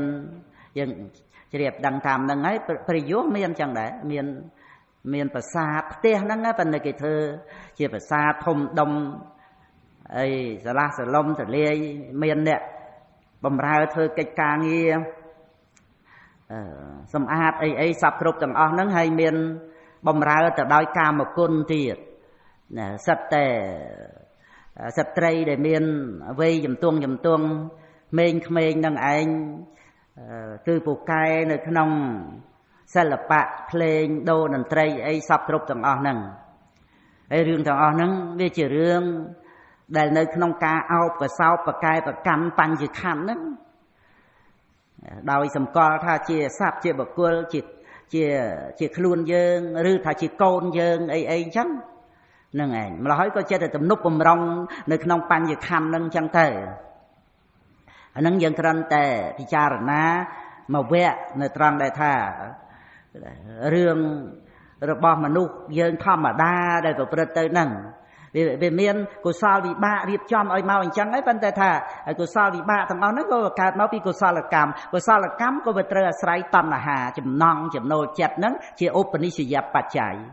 cái này vì miền nào chấm nô chặt thì là chấm nô chặt đôi thà chẳng bàn vậy là o a chỉ ti sờ lanh chỉ ti pin chặt phê chỉ mấy chỉ chia chỉ mấy chỉ mau ấy ca sai sao à rom nâng anh từ đôiรูปกายดอยเวอย่าไม่นั่งเป็นในขนมตำนะฮะบ้านตำนะฮะนั่งวิจิอุปนิสัยไปใช้เอาการบอลหลังไอ้ตัวบอลนั่งไอ้ได้ฉลาดหลังในไว้แต่ตามตำนะฮะนั่งเชี่ยปะกะโตปะนิสัยปัจจัย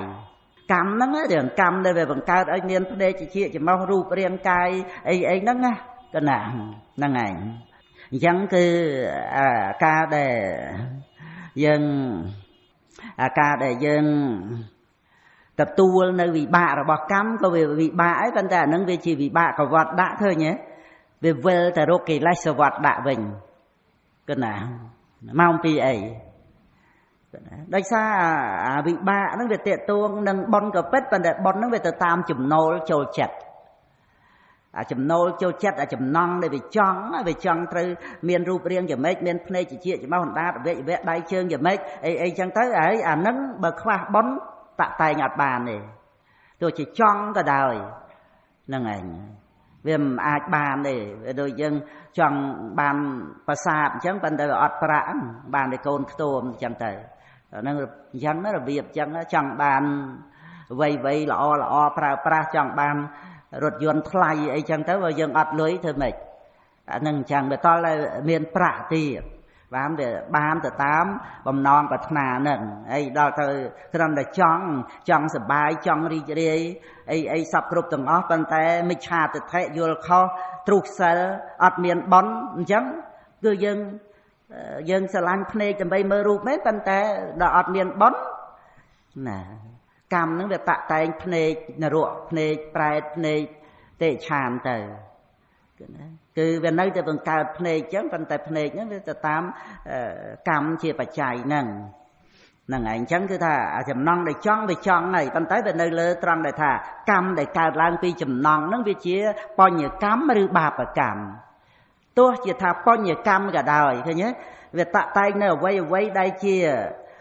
พ่อหรือบอลนั่งปอนเหยื่อกรรมคือบอลนั่งนะพ่อหรือบอลเชี่ยรูปก็ได้เชี่ยวิบากก็ได้về mà rồi cái lại vinh mau pi về trời tam chùm nối châu chặt nâng ảnh về đôi cho tha dân châu chặt sờ lo ấy châu chặt sờ lo cà cô mà nếu về châu chặt dân riệp chóm sờ lo cà cô đòi từ sờ lo tới bong krương tới bong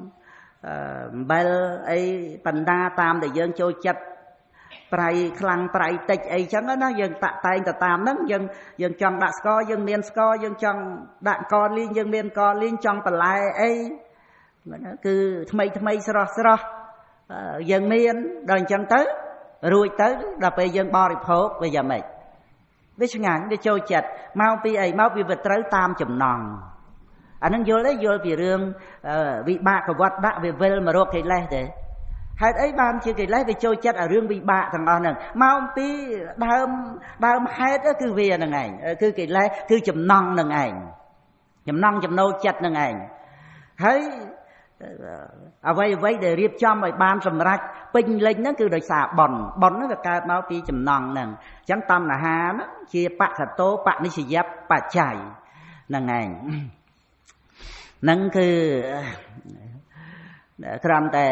ยังเอายัวแต่ตามธรรมดาทั่วไว้เมียนไปใช้ประพฤติตื่นจังกิเลสนำไปการกรรมนำเมียนวิบะเวลกันนะเวลมาโรกิเลสไว้ก็โจจัดไว้ก็ตรการปัฒนาเตรอไอจังคือเวปิงจัดนะว่าอัดปิงจัดเธอไม่การชันเรียกเกะเธอบานนั่งไงไว้ได้การปีบอลนั่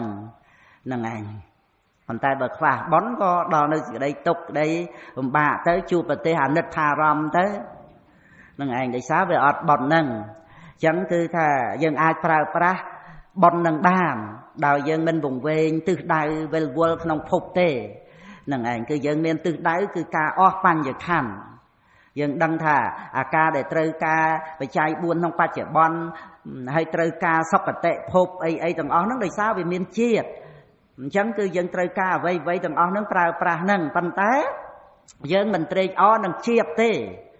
ពីព្រោះតែមានជាតិវាត្រូវរវល់នឹងមានអីសពគ្រប់ហ្នឹងអញ្ចឹងការបំពេញបុណ្យកុសលរបស់យើងដែលបានជួបបរតនត្រ័យហ្នឹងមានចិត្តបង្អោនទៅរកការអស់ជាតិដោយអត់សង្ស័យថាតិចអស់ជាតិទៅអត់បានសុខអត់បានសុបាយអីគឺអត់មានសង្ស័យអត់មានយល់ខុសអីទៅទេគឺដឹងថាទីបំផុតទុកគឺនៅត្រង់អស់ជាតិណាអត់មានបដិសន្ធិនឹងឯងហើយអស់ជាតិពីព្រោះអស់ឆន្ទរាគៈជាមួយគ្នានឹងបញ្ចខណ្ឌហ្នឹងឯងអញ្ចឹងយើងសិក្សាបន្តទៅពនាងសមេធាហ្នឹងយើងចាប់ផ្ដើមពីអមតមហេវិជ្ជមាននេកន្តវៈបញ្ចកដកេនៈបៃតេនៈចាប់ពីកន្លែងហ្នឹងណាហ្នឹងឯងបើព្រះនិព្វានមានប្រយោជន៍អីដែលព្រះអង្គត្រូវការប្រាថ្នាទៅក្តៅក្រហាយជាមួយគ្នានឹងកាមគុណលំបាកនឹងស្វែងរកបានមកត្រូវហួងហែងត្រូវកើតទុកជាមួយគ្នានឹងមើលហើយមនុស្សយើងមានអញ្ចឹងប៉ុន្តែវាអត់ដឹងថាការដែលត្រូវដោះស្រាយសភាពបែបហ្នឹងទៅដោយការអប់រំចិត្តនេះអត់ដឹងថាមានសម្បត្តិពិសេសនៅត្រង់ការអប់រំចិត្តខ្លួនឯងហ្នឹងមិនលំបាកទៅសុំចិត្តអ្នកដទៃអីវាអត់ដឹងណាវាអត់ដឹងថាមានគុណភាពពិសេសនៃជីវិតស្ងប់ទុកស្ងប់កង្វល់នេះណាដូចព្រះផត្តយៈលោកឧទានថាសុខណាស់ណព្រះមហាកបិនរហូតដល់ព្រះអង្គសម្ដែងធម្មបៃតិសុខੰសេតិវិបស្សនេនចេតសាអរិយបវេតិតេធម្មេសតិរមតិបណ្ឌិតោគឺធម្មបៃតិសុខੰសេតិហ្នឹងណាមានការនៅជាសុខដោយធម្មបៃតិនេះហ្នឹងឯងមានសេចក្តីសុខពិសេសតាមផ្លូវចិត្តអញ្ចឹងកាលណាបើមិនបានជួបពធัวវាអត់ដឹងថាសំខាន់ក្នុងជីវិតដែលយើងកើតមកជាមនុស្សបានជួបពធัวនោះវានៅត្រង់ការអប់រំចិត្តឯនេះទេតាហ្នឹងឯងវាអត់បានដឹងណាដល់អញ្ចឹងទៅវាមិនដឹងធ្វើម៉េចអាការកង្វល់នៅតែកង្វល់អញ្ចឹងគឺថាកង្វល់ដើម្បីឲ្យបានស្វែងរកដល់បានមកហើយកង្វល់នឹងហួងហែងបើមិនហួងហែងធ្វើម៉េចម្ល៉េះវាចេះតែកង្វល់អញ្ចឹងទៅភ័យអញ្ចឹងទៅភ័យមែនទែនទៅឲ្យធូបបន់អីអញ្ចឹងទៅក៏មានឬក៏ថាត្រូវរៀបចំវិធីចាត់ចែងការពារទៅដូចថាភ័យនឹងចោរកម្មឬក៏ភ័យនឹងគេរឹបអូសអីយ៉ាងម៉េចអីហ្នឹងវាចេះតែភ័យទៅណាវាមិនតាន់មានរឿងកើតឡើងហ្នឹងក៏ភ័យទុកទៅដល់ពេលមានរឿងមកដល់ទៅក៏កើតទុកទៅភ័យញាប់ញ័រទៅអត់ដឹងត្រូវដោះស្រាយយ៉ាងម៉េចទេណាអត់ដឹងមានតែថាត្រូវឆ្លោះប្រកែកតោះតេងនឹងតែប៉ុណ្្នឹងឯងត្រូវតវ៉ាក្តីក្តាំអីតែប៉ុណ្្នឹងឯងហ្នឹងឯងឬក៏ត្រូវទៅថាតាមកំហឹងតោសៈទៅត្រូវថាទៅកាប់ទៅសម្លាប់អ្នកឯងទៅមិនក៏ដោយឲ្យតែបានសម្លាប់អ្នកឯងអញ្ចឹងទៅវាប្រព្រឹត្តទៅតាមអំណាចកិលេសអញ្ចឹងទៅវាអត់ដឹងថាវាមានការដែលត្រូវដោះស្រាយសេចក្តីហ្នឹងហើយនិយាយអំពីដូចជាព្រះយោមិញអីចឹងមើលដល់លោកចេញអំពីពិសប្រាសាទនឹងទៅបានគិតណាឧបនិស្ស័យលោកមានណាលោកចេញមកទៅលោកឧទានទៀតអដ្ឋខោយៈសោកលបតោភគវៈតោអវិទូរេឧទានណាំងឧទាននេសិ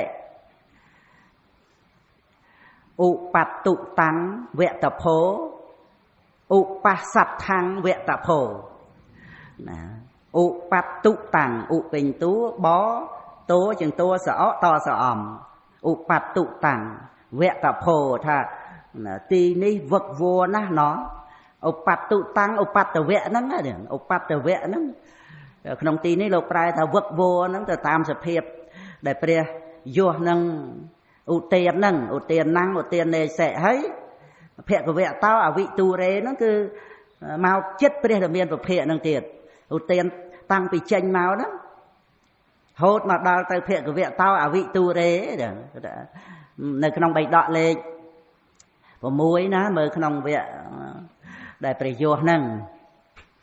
ណាអថខោយៈសោកលបតោភគវៈតោអវិទូរេឧទានណាំងឧទាននេសិឧទានហ្នឹងគឺថាឧបតុតាំងវៈតភោណាវៈតភោហ្នឹងគឺថាអណោឧបតុតាំងហ្នឹងគឺវឹកវរណាស់ទីនេះវឹកវរណាស់ឧបសត្ថាំងឧពេញតួបសចឹងសដចឹងថសអំទីនេះច្បោកច្បល់ណាស់នឹងឯងទេអញ្ចឹងហើយបានព្រះរាមាពុភាព្រះអង្គត្រាស់ក្នុងបៃដកហ្នឹងថាអថខោភគវេយៈសੰកលបតោអេតតវោចៈណាមើលលំដាប់នោះអថខោណាភគវេព្រះរាមាពុភាយៈសੰកលបតាំងអេតតវោចៈហ្នឹងបានត្រាស់ទៅនឹងយោសកលបុត្រដូច្នេះថាអង្គទ្រង់ត្រាស់សម្ដែងអង្គត្រាស់ថាអ៊ីទាំងខោយសៈអនុបតុតាំងអ៊ីទាំងអនុបស្សដ្ឋังអង្គត្រាស់អញ្ចឹងថាមនាយោទីនេះមិនវឹកវរទេទីនេះមិនជាបោកច្បល់ទេព្រះអង្គបរិសេធត្រង់ថាឧបតុតាំងទៅជាអនុបតុតាំងហ្នឹងឯងដែលវឹកវរទៅជាមិនវឹកវរទេណាអ៊ីទាំងខោយសៈអនុបតុតាំងអ៊ីទាំងអនុបស្សដ្ឋังណាឧបស្សដ្ឋังទៅជាអនុបស្សដ្ឋังទីនេះមិនជាបោកច្បល់ទេអញ្ចឹងបានថារឿងដែលយើងថាលោកនឹងច្បោកច្បល់លោកនឹងវឹកវរវាជារឿងផ្លូវចិត្តរបស់យើងហ្នឹងឯងដែលយើងអត់ដឹងម្ល៉េះហើយវាអត់សក់វាអត់ស្ងប់តែក្នុងចិត្តខ្លួនឯងប៉ុន្តែព្រះពុទ្ធអង្គធានាថាចូលមករកព្រះអង្គដែលថាទីនេះហ្នឹងគឺមិនមែនសំដៅយកតែកន្លែងទេគឺសំដៅយកព្រះមច្ចរិយធម៌សំដៅយកការដែលត្រូវចូលមករកព្រះអង្គហើយត្រូវបានប្រព្រឹត្តព្រះមច្ចរិយធម៌ត្រូវសម្រេចអរិយមេអង្គ8ហ្នឹងណាចូលមករកព្រះអង្គហ្នឹងអញ្ចឹងបានព្រះអង្គបន្តទៅថាអេហិយសៈនិស័យតៈមនាយោអ្នកចូលអង្គុយមកអេហិយសៈនិស័យតៈធម្មំតេទេសសាមីតេតថាគតនឹងសម្ដែងធัวប្រាប់អ្នកហ្នឹងឯងយើងស្ដាប់មើលហើយនឹករលឹកសភាពទាំងអស់ហ្នឹងមើលគួរឲ្យមโนរម្យណាហ្នឹងឯងសម្រាប់ព្រះយោដែលមានបុណ្យបានធ្វើមកហ្នឹងឯងចេញមកព្រះអង្គហៅរកហ្នឹងឯងយើងគិតមើលខ្លួនយើងមានសេចក្តីស្មោះត្រង់ក្នុងព្រះសាសនាមានការប្រព្រឹត្តទៅដោយសេចក្តីបរិសុទ្ធណាសមដើម្បីថាឲ្យព្រះអង្គហៅរកអញ្ចឹងដែរឬទេហ្នឹងឯងមានអីមានសេចក្តីសុខជាងដែលយើងដឹងខ្លួនថាយើងបានប្រតិបត្តិតាមឱវាទរបស់ព្រះអង្គហៅយើងជាកូនជាបុត្រជាធីតារបស់ព្រះអង្គហ្នឹងយើងដឹងខ្លួនយើងដែលបរិសុទ្ធនៅក្នុងជីវិតដែលយើងរស់នៅដើម្បីបដិបត្តិបូជាហ្នឹងប៉ុណ្ណឹងវាមានសេចក្តីសុខវាមិនដឹងថាយើងនឹងត្រូវទៅថាឲ្យហួងហែងអីឲ្យបានស្អីសម្រាប់យើងស្អីទៅទៀតណាហ្នឹងឯងចិត្តដែលបង្អោនមករកបរតនត្រ័យនេះណាហ្នឹងឯងចឹងយើងមិនក៏បីចំណាយពេលវេលាល្អសំខាន់នៃជីវិតរបស់យើងដើម្បីណាណីអីរឿងអីចឹងទៅទេណាមិនចូលចិត្តយើងគិតឲ្យគេចូលចិត្តគ្រប់គ្នាហ្មងដូច្នេះវាត្រូវបញ្ជាប់ត្រឹមអ្នកមិនចូលចិត្តហ្នឹងទៅវាអត់មានត្រូវយកមកគិតទៅមិនគេមិនចូលចិត្តយើងមិនគេស្អប់យើងវាអត់មានត្រូវយកមកគិតទេគឺណាមកពីអីមកពីមនុស្សម្នាក់ផ្សេងគ្នាគឺណាមនុស្សម្នាក់ដែលយើងយល់ដឹងផ្សេងគ្នាហើយយ៉ាងណាយ៉ាងហ្នឹងហ៎គឺណាពីព្រោះវាជាបរមត្តធម៌យើងវាអត់មានយកបុគ្គលអីមកវេកញែកឲ្យស្រឡាញ់ឲ្យស្អប់អីទៅរកបុគ្គលហ្នឹងទេដូច្នេះវាបញ្ជាប់ត្រឹមតែគេមិនចូលចិត្តហ្នឹងគឺអស់ត្រឹមប៉ុណ្ណឹងហ្មងបញ្ជាប់ត្រឹមអ្នកដតីហ្នឹងមិនចូលចិត្តហ្នឹងហ្មងទៅគឺហ្នឹងវាអត់មានត្រូវកើតទុកដោយសារគេមិនចូលចិត្តយើងហ្នឹងទេ ឲ្យតែយើងចូលចិត្តខ្លួនយើងដើម្បីនឹងថែរក្សាចិត្តរបស់យើងទៅមានចាំបាច់អ្នកដទៃនឹងបានយើងបានសុខអីណាយើងត្រូវពឹងខ្លួនយើងឯនេះទេដែលជាសំខាន់នោះហើយអាស្រ័យពុទ្ធជាសរណៈពធជាសរណៈប្រសង្ឃជាសរណៈឯណាហើយបើជាមួយអ្នកណាមិនល្អវាបញ្ចប់ត្រឹមអ្នកដទៃមិនល្អហ្នឹងទៅបញ្ចប់បានឬមិនបានមើលកាលណាបើយើងយល់ដឹងក្នុងបរមត្ថធម៌បើយើងមិនយល់ដល់បរមត្ថអាហ្នឹងវាមិនបញ្ចប់បានទេវានៅថាមិនបានគេមិនល្អបើដាក់អ្នកដទៃអីទៅយើងវាមិនសូវអីដល់អាមិនល្អដាក់យើងហ្នឹងវាត្រូវ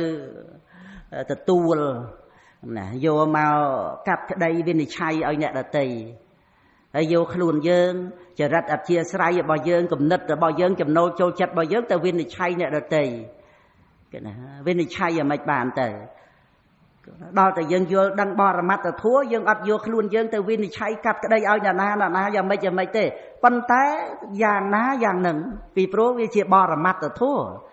យើងអត់បន្ទុះយើងអត់តោះជាមួយនឹងបរមត្ថពីព្រោះយើងយល់ដឹងថាបរមត្ថគេត្រឹមត្រូវណាស់ 100% គេណាមានបច្ច័យបានកើតឡើងបច្ច័យយ៉ាងណាកើតឡើងយ៉ាងនឹងហ្នឹងឯងដូច្នេះវាត្រូវបញ្ចប់ត្រឹមប៉ុណ្ណឹងអ្នកដែលមិនចូលចិត្តយើងអ្នកដែលស្អប់យើងក៏ដោយឬក៏ថាអ្នកដែលប្រព្រឹត្តល្អយ៉ាងណាឬមិនល្អអីនឹងយ៉ាងណាវាអត់មានដែលយើងត្រូវថាចំណែកនឹងគេល្អឬក៏ស្អប់គេមិនល្អអីចឹងទៅនោះទេនឹងឯងយើងគ្រាន់តែដឹងហើយសិក្សាទៅតាមអ្វីដែលជាសេចក្តីពិតដោយបរមត្ថនឹងឯងអញ្ចឹងគឺយើងត្រូវប្រើប្រាស់ពេលវេលាសម្រាប់ជីវិតរបស់យើងនេះឯងឲ្យបាននៅសេចក្តីសុខតាមរបៀបរបស់យើងចេះមកដូចយើងមានសិល5យើងសុខតាមរបៀបយើងមានសិល5ទៅហើយមើលមនុស្ស100 1000 10000នាក់ឯណាមកចំនួនសិល5យើងបានទោះជាអ្នកទាំងអស់នឹងមានសិល5សិល10សិល20ក៏សិលរបស់អ្នកដទៃប៉ុន្តែគឺមិនអាចចែកសិលឲ្យយើងបានទេដូច្នេះយើងមកយកចិត្តទុកដាក់ជាមួយសិល5ជាមួយឧបោសថអានេះគេហៅថាមានសេចក្តីសុខតាមរបៀបរបស់យើងដែលយើងត្រូវរស់សេចក្តីសុខក្រោមមលុបពុទ្ធក្រោមមលុបពធក្រោមមលុបប្រសង្ឃនេះនឹងឯងចឹងជីវិតយើងនឹងវាមានស្អីដែលត្រូវឲ្យខ្វាយខ្វល់ជាមួយសម្បត្តិក្នុងលោកនឹងច្រើនទៅបើត្រូវស្លាប់វាស្លាប់បាត់ទៅហើយវាមិនបានមករស់នៅហួងហែងអីទេនឹងឯងយើងត្រូវតែរៀនស្លាប់ទាំងដែលនៅរស់ហ្នឹងណាគឺជាប្រយោជន៍ក្នុងការដែលកាត់បន្ថយនៅការហួងហែងអ្វីផ្សេងនឹងផងទៅដោយមរណសតិហ្នឹងឯងហើយយើងហួងហែងអ្នកដទៃវាដូចជាថាយើងដល់ពេលស្លាប់ទៅអ្នកដទៃនឹងអាចជួយយើងបានកុំឲ្យស្លាប់អីរបៀបហ្នឹងអញ្ចឹងណាហ្នឹងឯងដល់ពេលយើងត្រូវស្លាប់ហ្នឹងវាអត់មានអីទៅដូចជាអ្នកដែលស្លាប់ទៅហើយអញ្ចឹងទៅហ្នឹងឯងមានស្អីយើងស្លាប់ថែមទៀតទៅក៏មានស្អីអ្នករស់នៅទោះជាថាជាកូនជាចៅកើតទុកយំសោកអីមកពេលមួយគ្រារួចទៅគេរស់នៅតាមធម្មតារបស់គេអញ្ចឹងទៅហ្នឹងឯងអញ្ចឹងបានយើងមិនត្រូវហួងហែងអ្វីទៅឲ្យខ្វាយខ្វល់ឲ្យកើតទុកហើយខកការសិក្សានៅក្នុងសាសនានេះទេគឺយើងត្រូវយកពេលឲ្យច្រើនសម្រាប់ខ្លួនយើងនេះហើយដល់តែពេលយើងរក្សាខ្លួនយើងបានទៅក៏ឈ្មោះថារក្សាអ្នកដទៃបានទៅតាមដែលយើងរក្សាខ្លួនយើងបាននឹងឯងយើងមើលទៅតាមនឹងយើងហួងហែងអ្នកដទៃ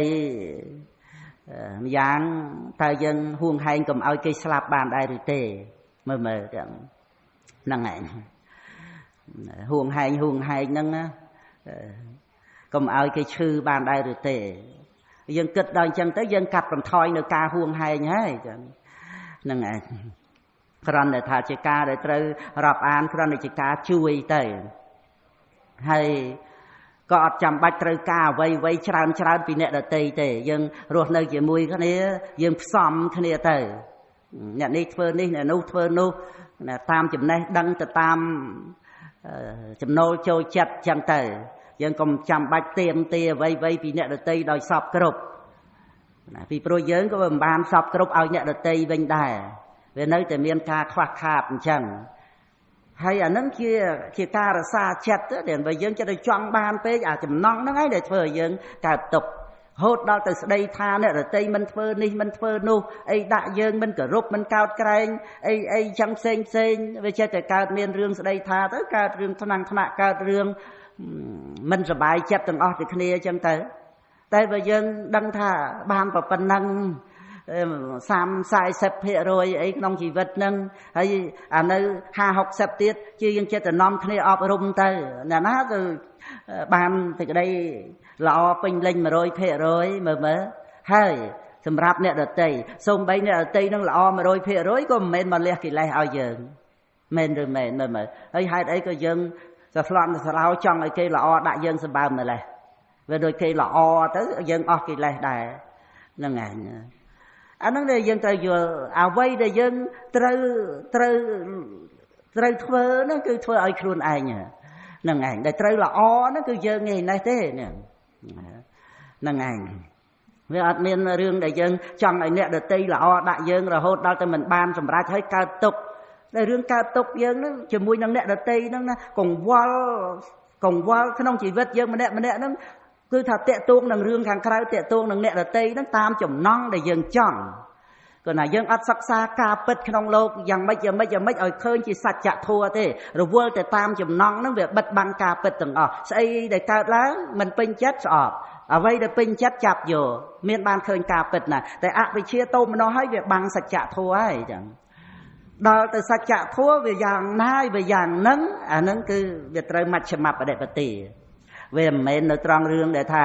ឲ្យយើងពេញចិត្តឬឲ្យយើងស្អប់ទេអ្វីទាំងអស់គ្រប់យ៉ាងតាមផ្លូវភ្នែកជាជាមកអណ្ដាតកាយចិត្តសុទ្ធតែជាការពិតបង្រៀនយើងទាំងអស់ហ្នឹងឯងអញ្ចឹងព្រះយោក៏បានសម្រេចគុណធម៌ទៅនឹងគ្រាន់តែរតនាមានពុទ្ធដីកាអីនៅក្នុងខាងដើមព្រះវិន័យហ្នឹងណាហ្នឹងឯងនិទានរបស់ព្រះវិន័យហ្នឹងឯងដែលព្រះអង្គត្រូវអនុញ្ញាតដើម្បីថាឲ្យ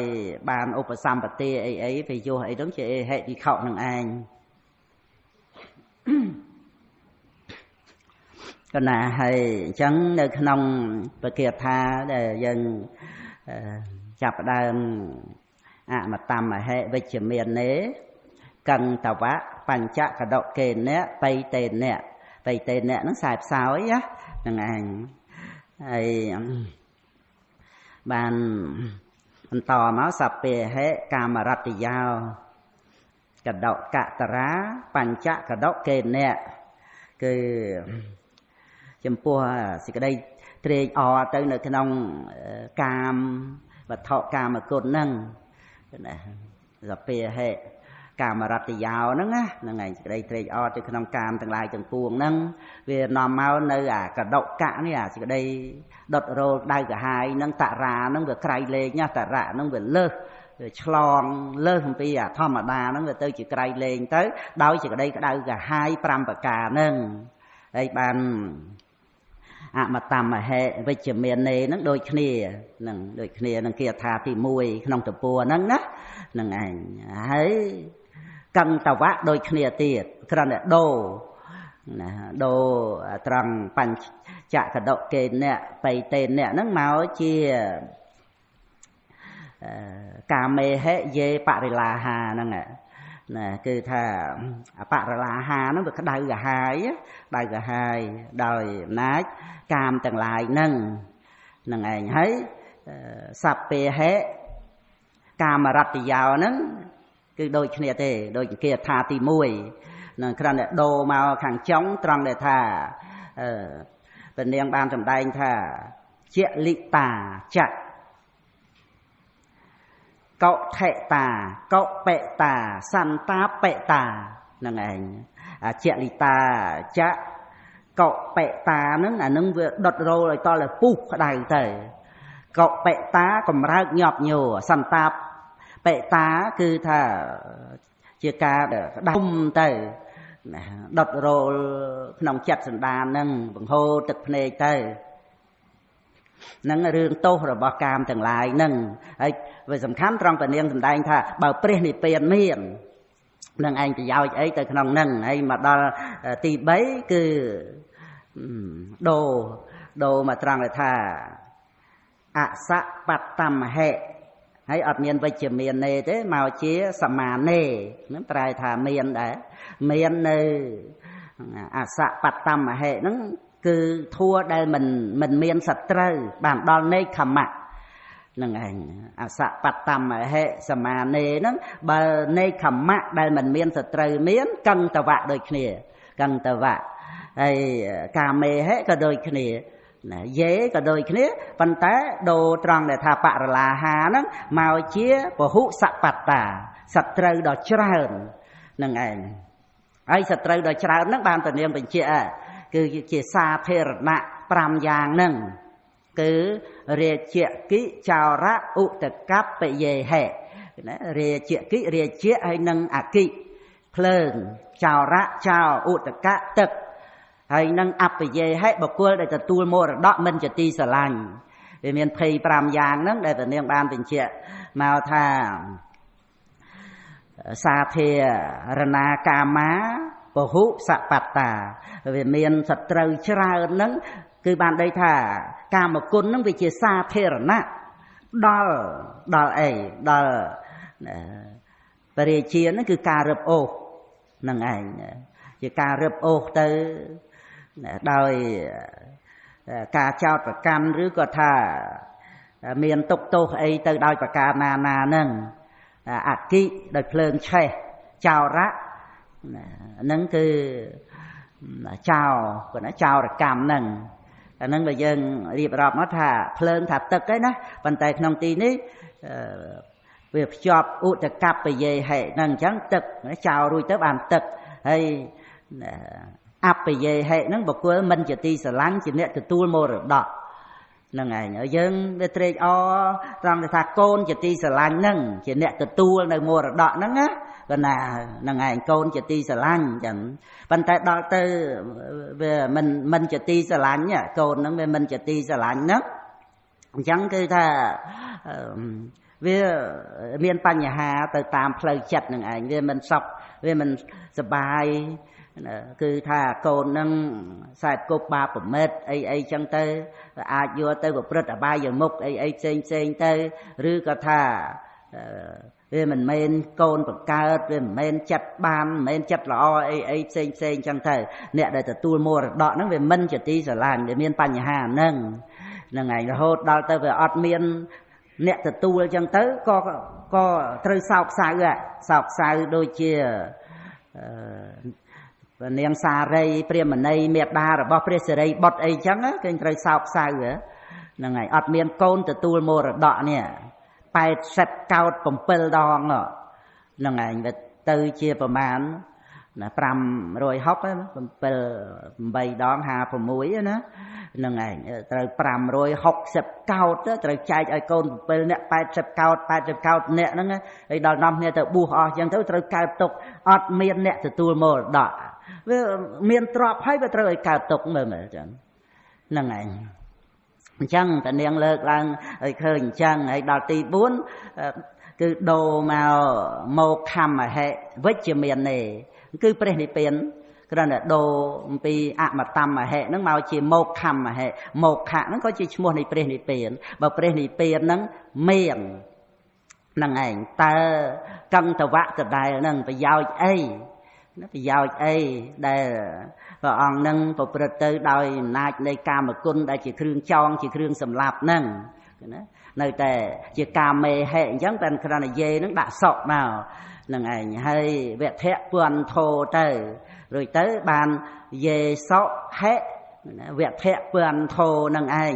បញ្ជាក់ម្ដងទៀតអំពីរឿងវត្ថុកាមគុណហ្នឹងវាជាគ្រឿងចងវាជាគ្រឿងសម្លាប់លើកឡើងជាប្រធាននៃសេចក្តីទុក្ខសោកដែលកើតមកអំពីការហួងហែងនៅកាមគុណហ្នឹងអញ្ចឹងគឺនៅក្នុងសេចក្តីដែលពនាងសមេធាបញ្ជាក់ថាកាមាទុក្ខតាអនុផោនតិនេះអនុផោនតិហ្នឹងគឺខ្សែផ្សោយទទួលរងនៅទុក្ខតាហ្នឹងដោយសេចក្តីទុក្ខហ្នឹងឯងព្រោះហេតុតែប្រាថ្នានៅក្នុងកាមទាំងឡាយគេណាហ្នឹងឯងកាមាទុក្ខានិ អនុផនតេគឺការទទួលនៅសេចក្តីទុក្ខានិហ្នឹងដោយការប្រាថ្នានៅក្នុងកាមទាំងឡាយហ្នឹងអញ្ចឹងទៅហើយបានមកទី5ហ្នឹងដែលពនាងបានដូរមកនៅក្នុងដែលថាគប់ភ្លើងទៅវិញគប់ភ្លើងដែលវាដុតណាអាទីបេតាអាហ្នឹងវាដុតអាទីបេតាតេណុកកាអាហ្នឹងគប់ភ្លើងហ្នឹងហើយគឿនអាហន្តាំងអាហ្នឹងវាចាប់កាន់គប់ភ្លើងដែលកំពុងឆេះក្តៅនឹងឯងអាទីបេតាតេណុកកាគឿនអាហន្តាំងរួចបានព្រះនាងបានបញ្ជាក់ថាតេហន្តេនេវៈមុញ្ចន្តិហ្នឹងឯងតេហន្តេនេវៈមុញ្ចន្តិនេវៈគឺបរិសេធហ្នឹងឯងមុញ្ចន្តិគឺការរួចផុតអញ្ចឹងការដែលមិនបានរួចគឺមិនលេងនៅតែចាប់អញ្ចឹងដល់ទៅណាប់ត្រូវចាប់អញ្ចឹងវាតេហន្តិហ្នឹងវាដុតអាភ្លើងគប់ហ្នឹងវាដុតយ៉ាងណាមិញគឺថារឿងទុកមួម៉ៅក្តៅក្រហាយកើតទុកទៅក្នុងរឿងទាំងអស់ហ្នឹងបរោះស្ត្រីយំសោករឿងកាមគុណទាំងអស់ហ្នឹងគឺមកពីអត់លេងទេគឺណាមកពីមិនព្រមលេងទេហើយគប់ភ្លើងកាន់បច្រាស់ខ្យល់ហ្នឹងឯងវាឆេះមកអវយវៈហ្នឹងណាដៃជើងអីហ្នឹងពុទ្ធដីកាព្រះអង្គសម្ដែងតេណុកកោបមាកាមាកាមទាំងឡាយឧបមាដូចជាគប់ភ្លើងដែលកាន់បច្រាស់ខ្យល់អញ្ចឹងគាត់ណាហ្នឹងឯងអញ្ចឹងបានតានាងបញ្ជាក់មកឧបមានឹងគប់ភ្លើងហ្នឹងមានបាលីម្យ៉ាងទៀតថាអុកកោបមាហ្នឹងឯងពីមុនមានហើយអុកកោបមាហ្នឹងឧបមាដូចគប់ភ្លើងនឹងឯងអញ្ចឹងតេណុកកាគឺសំដែងពីគប់ភ្លើងហ្នឹងធ្វើអំពីតេណៈហ្នឹងវាស្មៅងាប់ធ្ងួតយកមកចងទៅដុតទៅហ្នឹងឯងហើយដល់ទៅអុកកៈនេះអាហ្នឹងគប់ភ្លើងគឺជាឈ្មោះប្រែថាគប់ភ្លើងអញ្ចឹងទៅធ្វើពីអីមិនបញ្ជាក់ទេហ្នឹងទៅជាអោបកោបមាឧបមាដូចជាគប់ភ្លើងនឹងឯងហេគឺពិតប្រកបមែនកាមាកាមទាំងឡាយហ្នឹងគឺពិតប្រកបជាគប់ភ្លើងគឺមានតែការលេងតែប៉ុណ្្នឹងទេបើមិនលេងគឺត្រូវតែដុតរលរៀលអញ្ចឹងឯងរឿងដែលត្រូវភ្លើងដែលឆេះរលរៀលក្នុងចិត្តសន្តានទុកសោកក្តៅសពគ្រប់ទាំងអស់ហ្នឹងគឺយើងត្រូវសិក្សាកន្លែងហ្នឹងត្រង់ដែលថាមានតែការលេងតែប៉ុណ្្នឹងទេប៉ុន្តែអត់លេងដល់អត់លេងពនាងបញ្ជាក់ត្រង់អាអត់លេងហ្នឹងម្ដងទៀតគឺតេហន្តិដូចមុនដែរយេតេអ្នកមុញចន្តិកន្លែងហ្នឹងតេហើយនឹងណូត្រូវដកឃ្លាណាគាត់ណាហ្នឹងឯងត្រូវដកឃ្លាពីព្រោះបរិសេធដូចនេវៈអញ្ចឹងមុញចន្តិគឺថាមុញចន្តិវាប្រែមកថារួចហ្នឹងឯងប៉ុន្តែនេះអ្នកមុញចន្តិវាអត់រួចបានដីថាវាអត់លេងអត់លះនឹងឯងអញ្ចឹងគឺតេហន្តិយេតេអ្នកមុញចន្តិណាបុគ្គលណាយេហ្នឹងណាបុគ្គលណាដែលចាប់ប្រកាន់ដោយការមិនលេងហ្នឹងតេហ្នឹងបុគ្គលនោះឯងដែលត្រូវភ្លើងគប់នឹងឯងដុតហ្នឹងអាហ្នឹងគឺអស់ហើយយើងបើកមកទៅពួរថ្មីទៀតណាដែលពនាងសមេធាសំដែងបន្តមកទៀតមេណាចាប់ដើមមេហ្នឹងទាំងពីរបន្ទាត់ហ្នឹងហ្នឹងឯងក្នុងគាថាមួយហ្នឹងវាមានមេពីរដងណាមេមុនដំបូងហ្នឹងអបកស្សៈគឺណាមេអបកស្សៈណាអបកស្សៈហ្នឹងគឺបានដីថាវាតិចតួចណានឹងឯងវាមិនច្រើនទេវាតិចតួចទៅនៅក្នុងអារឿងកាមគុណដែលវាមានសេចក្តីសុខនឹងឯងដូច្នេះគឺមេគឺពនាងរំលឹកទាំងពមេដាបវៃដាទាំងអនិករតៈហ្នឹងគាត់ណាមេអបកស្សៈហេតុកាមៈសុខសៈវិបលੰជាហេសុខੰប៉ុណ្ណឹងប្រែបានហើយឡាគាថាហ្នឹងណាមេថាកុំមេហ្នឹងកុំព្រះអង្គកុំហ្នឹងឯងកុំ này giờ mà prai khẳng trong này vị và lắng chia hệ sọc hàng nâng này miền chia hệ mà chơi cái đào nâng nó vị và lắng sọc hàng nâng ai chẳng còn tái chia hệ nó prai thà liệt bằng và ông công chia hệ công liệt bằng nơi vị và lắng sọc hàng nâng chỉ cái đây sọc đó thum từ lia cứ prai này biển cái đây sọc đó thum từ lia lô cốt tara sọc nâng này và ông công liệt bằng nơi chỉ cái đây sọc đó thum từ lia nâng ấy pro hệ tạo pro hệ ca mà sọc khả xạคือca mà sọc đại miên ประมาณ tích tuổi cái đó áp cả xạ nâng mẹ nâng mẹ mà bạn đi sai là áp cả xạ đấy đó nâng là công cứ chị hệ nè bạn đi sai là ca liệt bong nâng á liệt bong chỉ đây sọc thông nângคือbảo ông công chị hệ ở vị bậc lăng sọc hàng nâng chẳngคือthà mế áp cả xạ hệ tạo ca mã sọc khả xạ vị bậc lăng chị hệ sọc hàng nâng ảnh xong và ông còn liệt bong nơi cái đây sọc đó thum tờ lum tờ lế pro hai ca mà sọc bằng tích bằng tuổi nâng ảnh hay mê thì đã mê bỏ thọ lô mô vẹ vẹ lị sang kỵ lị thòa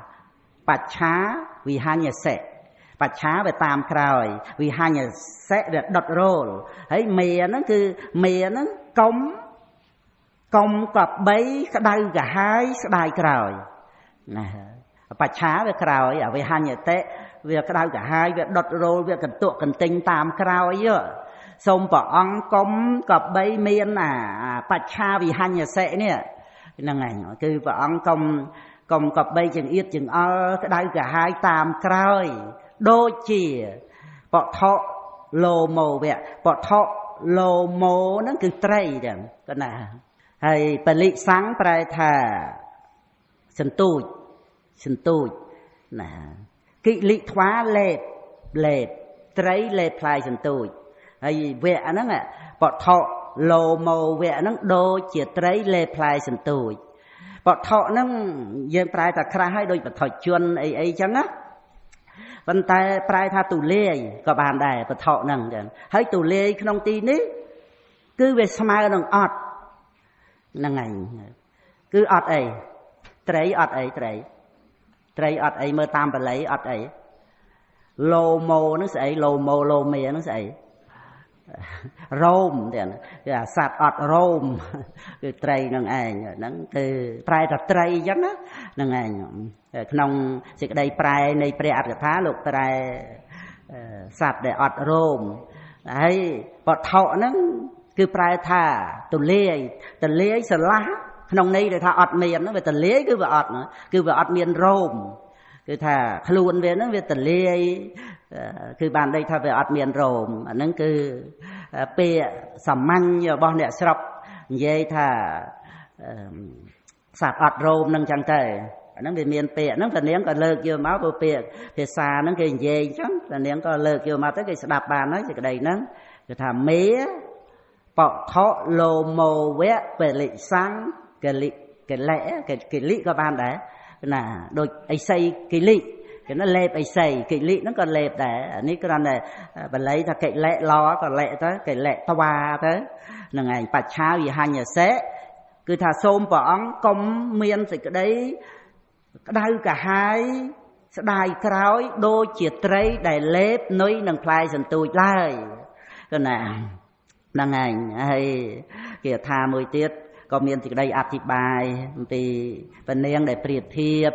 từ nâng sạp sụn nọ để cái tròn nâng bằng cô hay đôi chia mà nút chạm đê để miền thì đây xây clean được cái lên ấy nâng chẳng